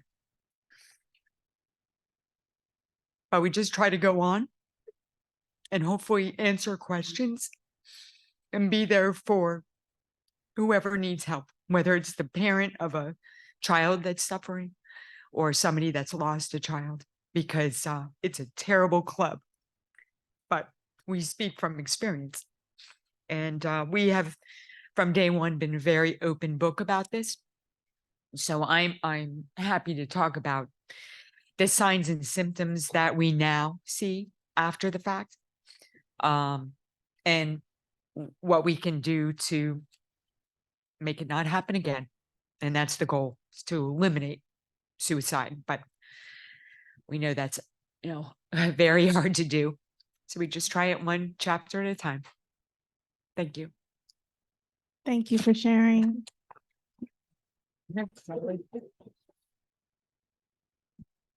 So Alex, we talked about the social media. What about the isolation? You mentioned isolation too. How is that affecting people to the point where they're so depressed or so down that they're thinking about suicide? And what can we do to help with that? Yeah, so first and foremost, COVID was a traumatic event for everyone. Even though some people don't think of it that way, it was collective trauma for the entire world. And what we're seeing now is the side effects of that isolation that we were all put through, where you potentially lost your job, potentially lost a loved one and was not able to see them on their deathbed. It was a significantly traumatic event. And so with the isolation that comes from that, you do see a lot of adolescents that have lost these huge milestones in their life, going to their prom, celebrating college parties, like just being able to live in their adolescent life. These things were taken from them. And so part of that does cause that isolation. And now what we're seeing is limited outside activities where they can go out and engage. It's just not happening anymore. There's a term I've been seeing a lot on social media called the loss of third spaces, where you have opportunities to just hang out. These are being limited now. And so you don't have these spaces where you don't have to pay for things. You don't have to go somewhere. You can just be.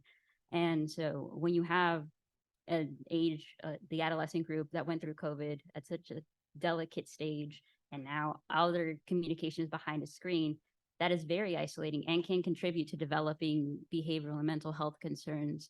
And then what it also does is it limits who you can reach out to, because now you're stuck behind the screen, or you don't know who to reach out to, or you're just losing that human to human connection. Okay.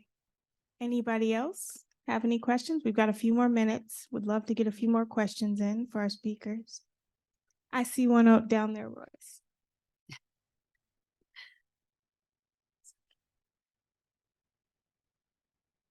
So you addressed about social media in regards to a popular star, someone taking their life and them youth modeling that. We're living in an age where social media is everywhere. Whether you want to be part of it or not, you pretty much have to be just to keep up with things. Mm-hmm. So my question or my regards is, you did not address the thing on the bullying, the, what else could I say there? Not only bullying, but just the wanting to fit in. And so they're seeing on social media, their friends are doing it, so they want to do it. They can't get involved for X, Y, Z because of that. Now they are saying, I don't want to live anymore. In my community, we just had a 10-year-old take their life, found him in a closet. Okay. Why would a 10-year-old, and I'm not asking you to address this, I'm just saying social media wise, but why would a 10-year-old want to die? Okay.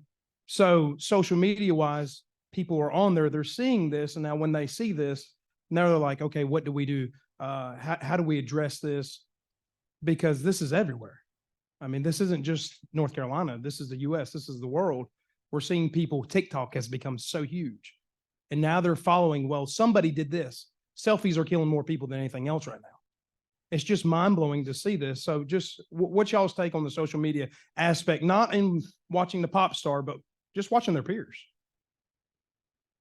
That was the other piece, that bullying component, where you potentially can be bullied by your peers, and that bullying can be so extreme that you do have cases where adolescents, young children are taking their lives just because of what they're facing on a day-to-day basis. There's no escape. Again, you have to use social media to keep up with what's going on, to keep up with your peers. And so there's very little escape. A lot of people say, oh, just turn off the computer, just walk away. But when you're in a culture that's so kind of wrapped up in social media, there really is no escape. And I know there's a lot of push on social media sites to implement greater guidelines, greater moderation, just so these things don't happen, but they continue to happen just because people find ways around the rules. And then they are continuing to bully one another to the point someone does die. So that is a very, very difficult thing. So we used to be able to go home after school and be at home. You wouldn't know what people are doing outside. You wouldn't know what you're missing out on. You wouldn't know what parties you weren't invited to. And we don't have that anymore. It's just constantly in our face.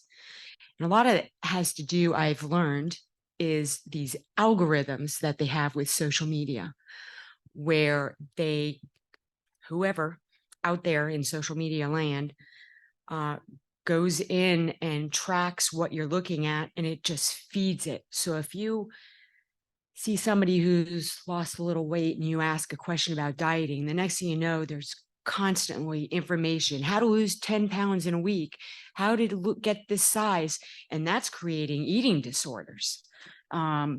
So I do know from another panel that I did that there is a junior at UNC Chapel Hill who's working with higher ups, maybe in the legislative level, that are working to limit these algorithms that are being created to, my feeling, they're predators on children and feeding into it. So hopefully there are steps being taken to limit that and to protect our children better. But it is definitely a factor on mental health.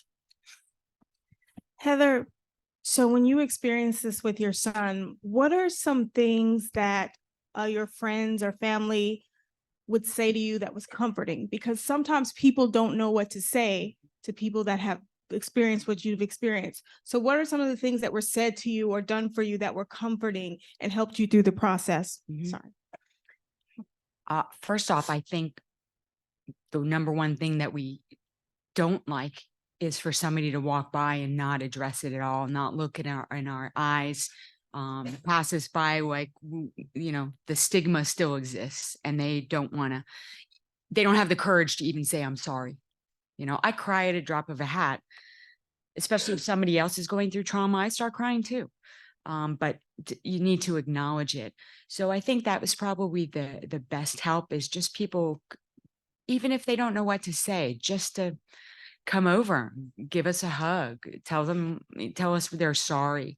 I'd say more people than not said, there are no words, I don't know what to say. And that's okay.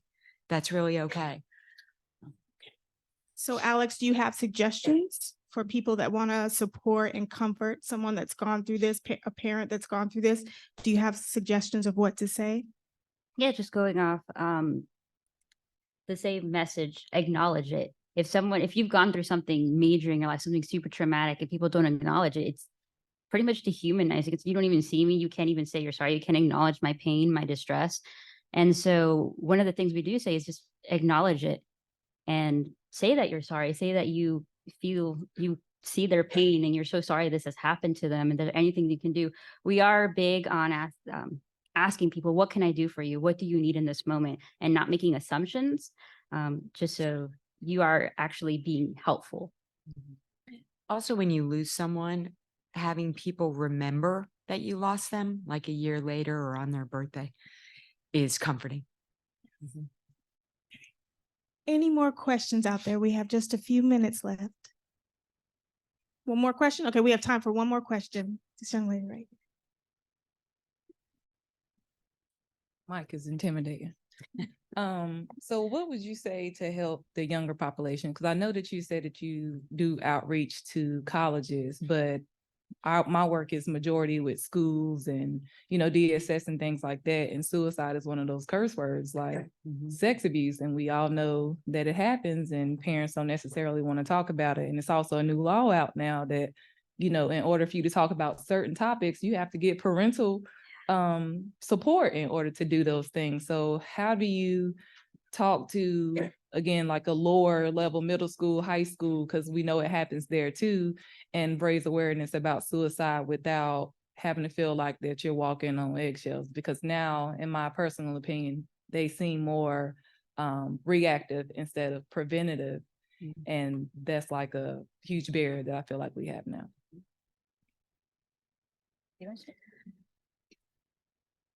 So we don't go in, you know, middle schools or high schools, but we know of organizations that are trying to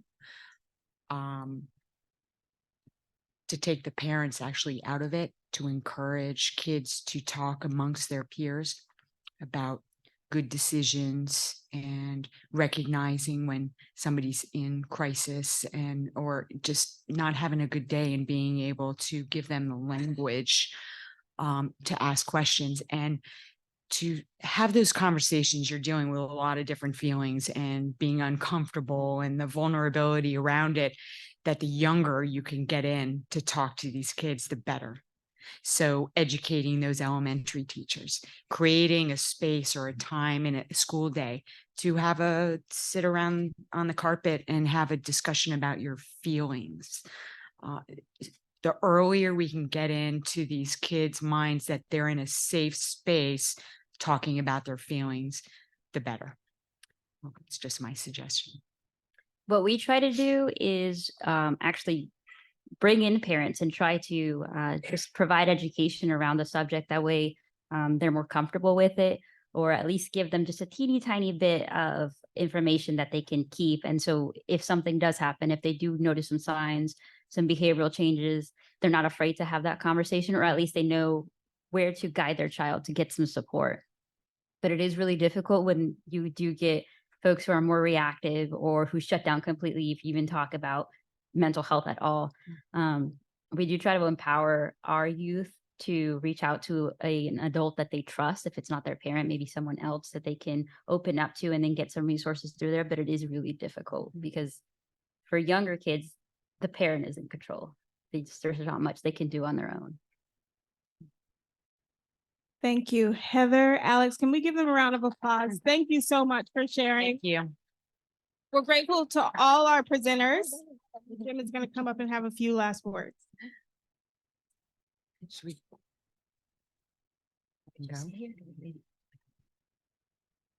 Thank you so much. Just another round of applause. Thank you. Tough, very tough conversation, but a conversation that we need to have. Okay. Thank you. Thank you very much. Last year, Greensboro College had a suicide on campus, and it's a campus of 1,200 students, and it rocked them to the core. And they are investing heavily in mental health awareness and support for their students. It's a priority to them, which I hope it will be a priority to all of our universities and high schools and middle schools across our state. If you have an opportunity, please stop over. They're an exhibitor here as well. Please stop over and talk to them, as well as our other exhibitors. We have Fact Forward, Advancing Reproductive Health. That's over here at this end. We have the Open and Affirming Coalition over here. Please stop by and see them as well. We have Adrian over there, and Adrian's Technology for the Future, and he has the answers on how these algorithms work, because we've had those conversations. We've had these conversations very recently. Where he said he's just like, every time you have a down moment, take your phone, look at it, scroll through it, right? And it'll train your brain to not put the phone down. And, I tried it for a week, and he's absolutely right. Every time I stopped at a red light, I was picking up my phone to see what was happening on Facebook. And it really took me to look inside myself to say, hey, I'm not picking up my phone this time, to break that habit. So, please take a look at our different vendors around the room before you take off today. We are just about at the end of our program.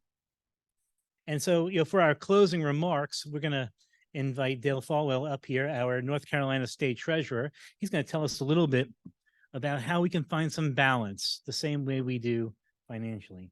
Let's give a round of applause for Dale. Yeah. Thank you, James. Good afternoon. I know that a lot of people in this room are connected to our state pension, our local pension, and our state health plan. And I just want to tell you briefly that all those are in really good shape. So with all the anxiety and that we have in our society, that's not something you need to think about. Just a few miles from here is the famous Oakwood Cemetery. Those of you who have never walked through the Oakwood Cemetery, it is very historical. And there you'll find the gravesite of former coach Jim Valvano. And literally on his headstone, it says, every day you're supposed to laugh a little, cry a little, and think a little. And we've all done that just over the last hour. And maybe some of that will happen over the next few minutes. I always start my remarks by a story about a person who walks into Taco Bell. Now, I know I look like I go to the Taco Bell a lot. And I was giving this speech last night, and our son was in the audience, and he said, well, we've never been there because there's no coupons. So that's what you want out of your treasurer, right? And so the person orders $100 worth of food. And I understand that's a lot of food at Taco Bell, right? And so the cashier says, will that be for here or to go? And the person ordering the food says, "You don't think I'm going to eat all that here, do you?" And the cashier looks back at the customer and says, "I don't know your life."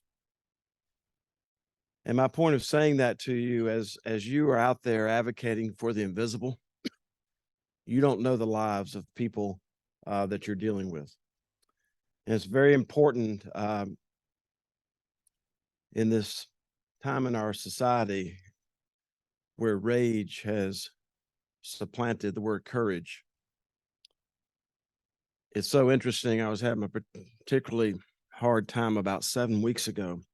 As the state treasurer, you know, most of the things we do is we deliver checks, and most of those checks are blessings. But anytime we have one of our public servants who's killed in the line of duty, that's not a blessing at all. And I was at Springfield Friends. Our our Friends meeting just celebrated its 250th anniversary. It's near LA, North Carolina. That's near Lower Archdale, for those of you who don't know where LA is.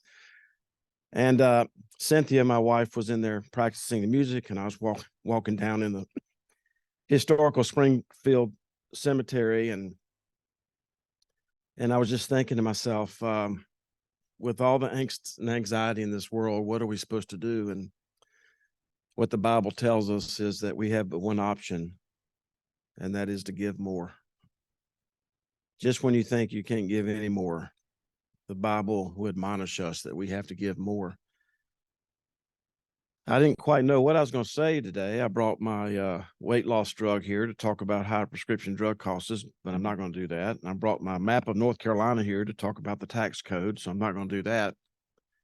But the feeling that I got in this room caused me to want to say these things to you that I hopefully are helpful. One is that I never want any of you in this room, and let's not leave the spouses out of this conversation either, because it's not just you that do what you do to advocate for the invisible, but it's the spouses of all of you who are also advocates. Just never forget in your quest to advocate for the invisible. And, you know, as an accountant, we always hear this term, Bill, that you can't manage what you can't measure.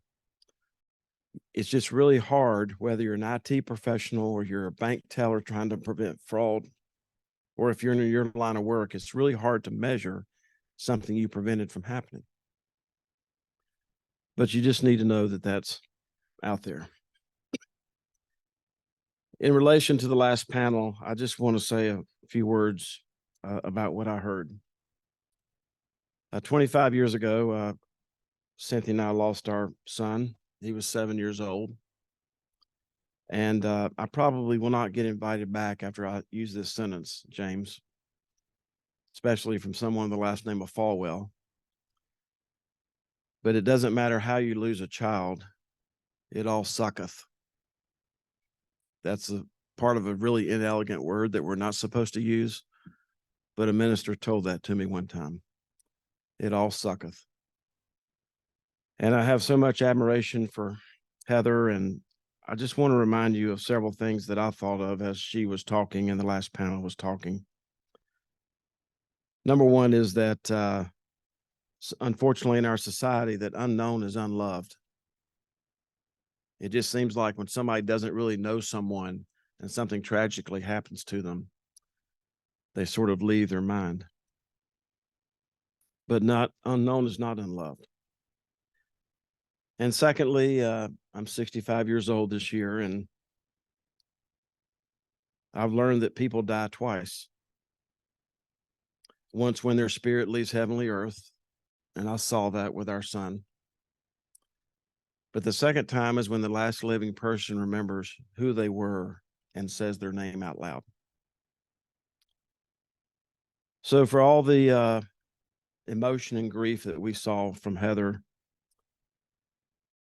Heather, I want you to know that Sean is still with us today because you said his name and we remembered who he was. And it's very important for everybody who's not going through this, who's not part of this, quote, family, for you to have the courage to look the people in the eye. Now, Heather and their family, they're 5 years out from this. Cynthia and I are 25 years out from this. And there's some strange things that happen when you lose a child.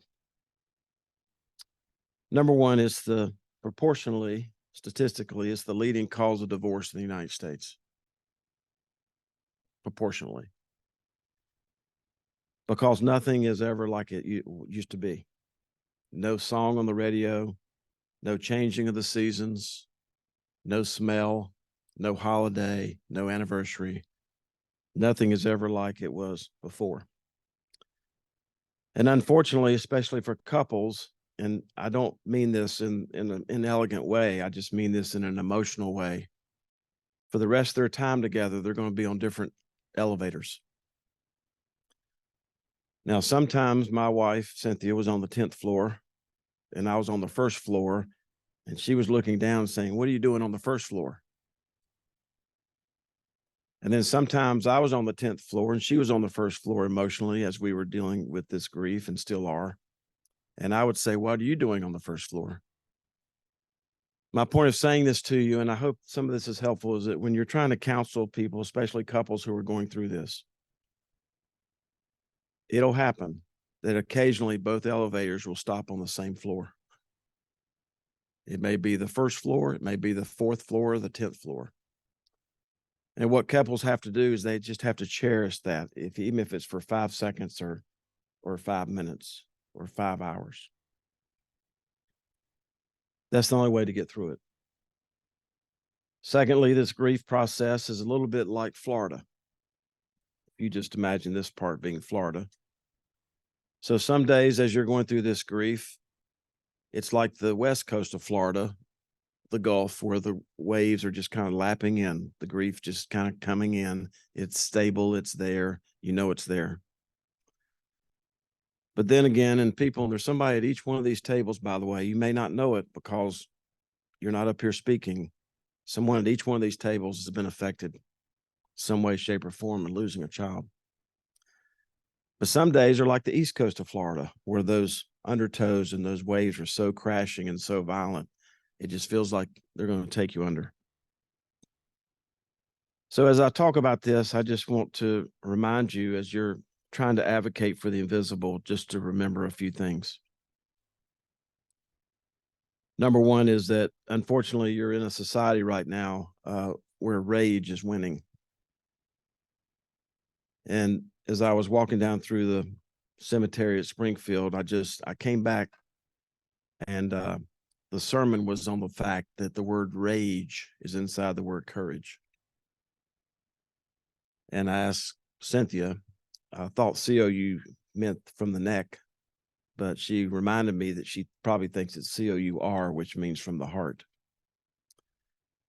So as we're going through this, try to emphasize as much as possible more courage in our society and less rage. The other thing is that those of you who know anything about the Quaker religion, we do things in circles. And unfortunately, there are not a lot of circles in our society these days.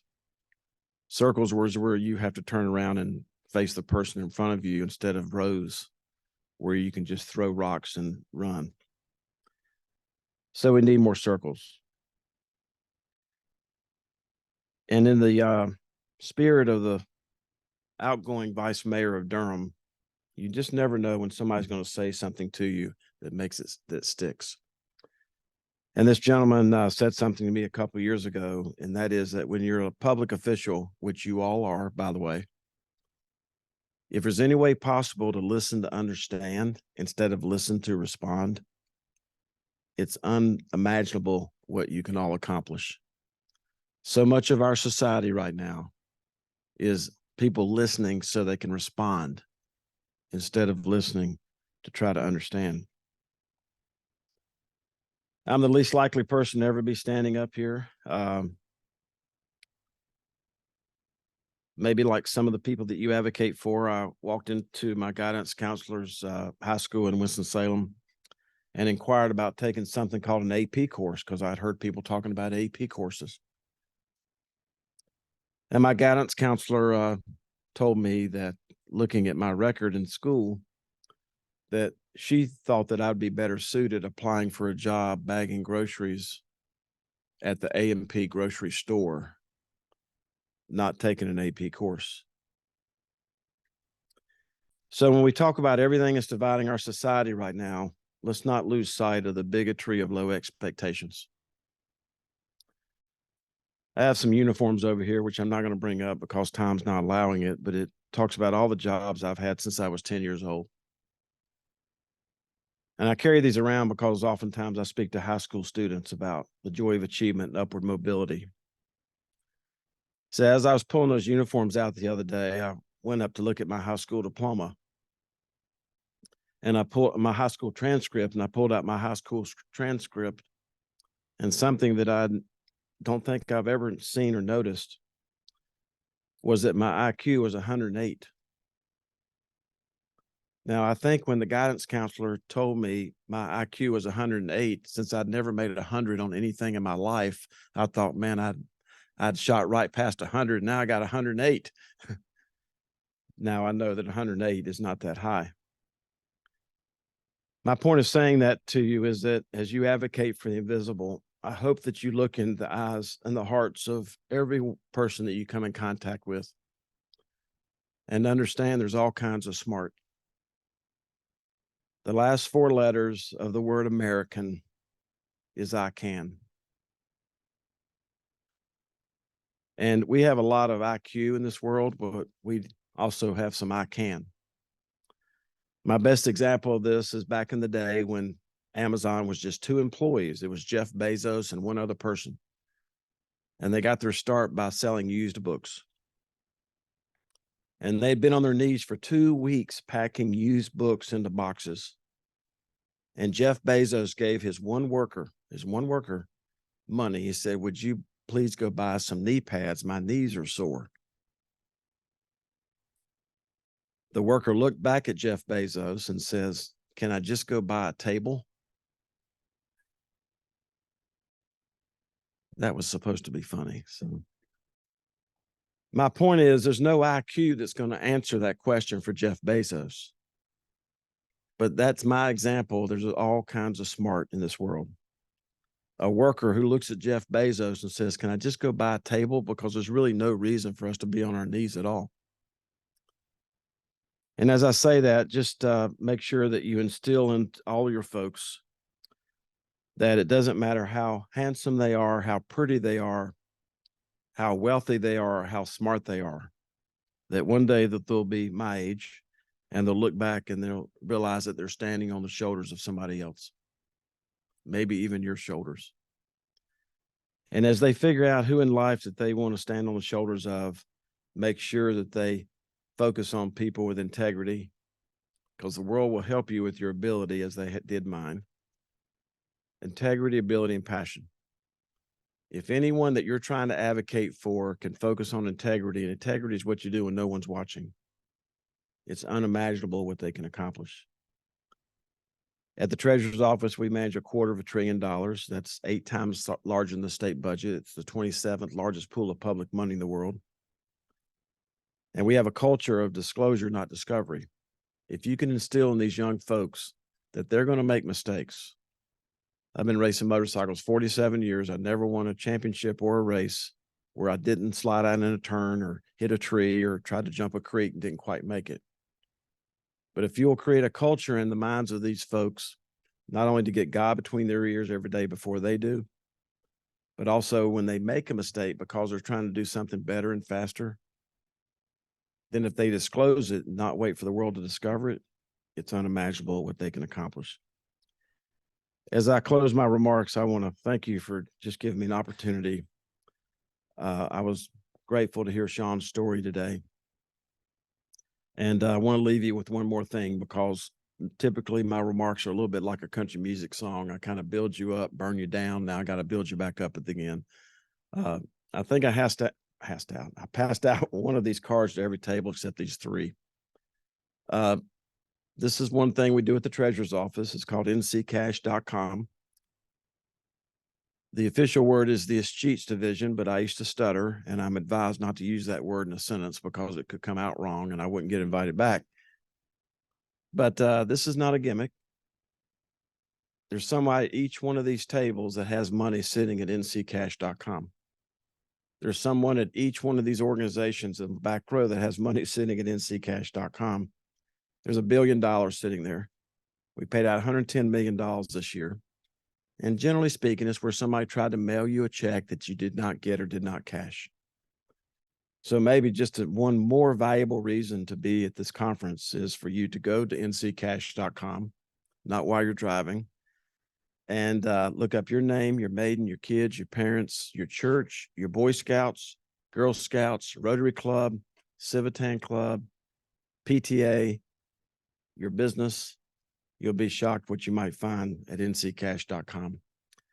And on behalf of all the statewide elected officials, I want to close by thanking you for advocating for the invisible like people did for me all of my life. And my last name is Falwell. My time is up, and I thank you for yours. Thank you very much.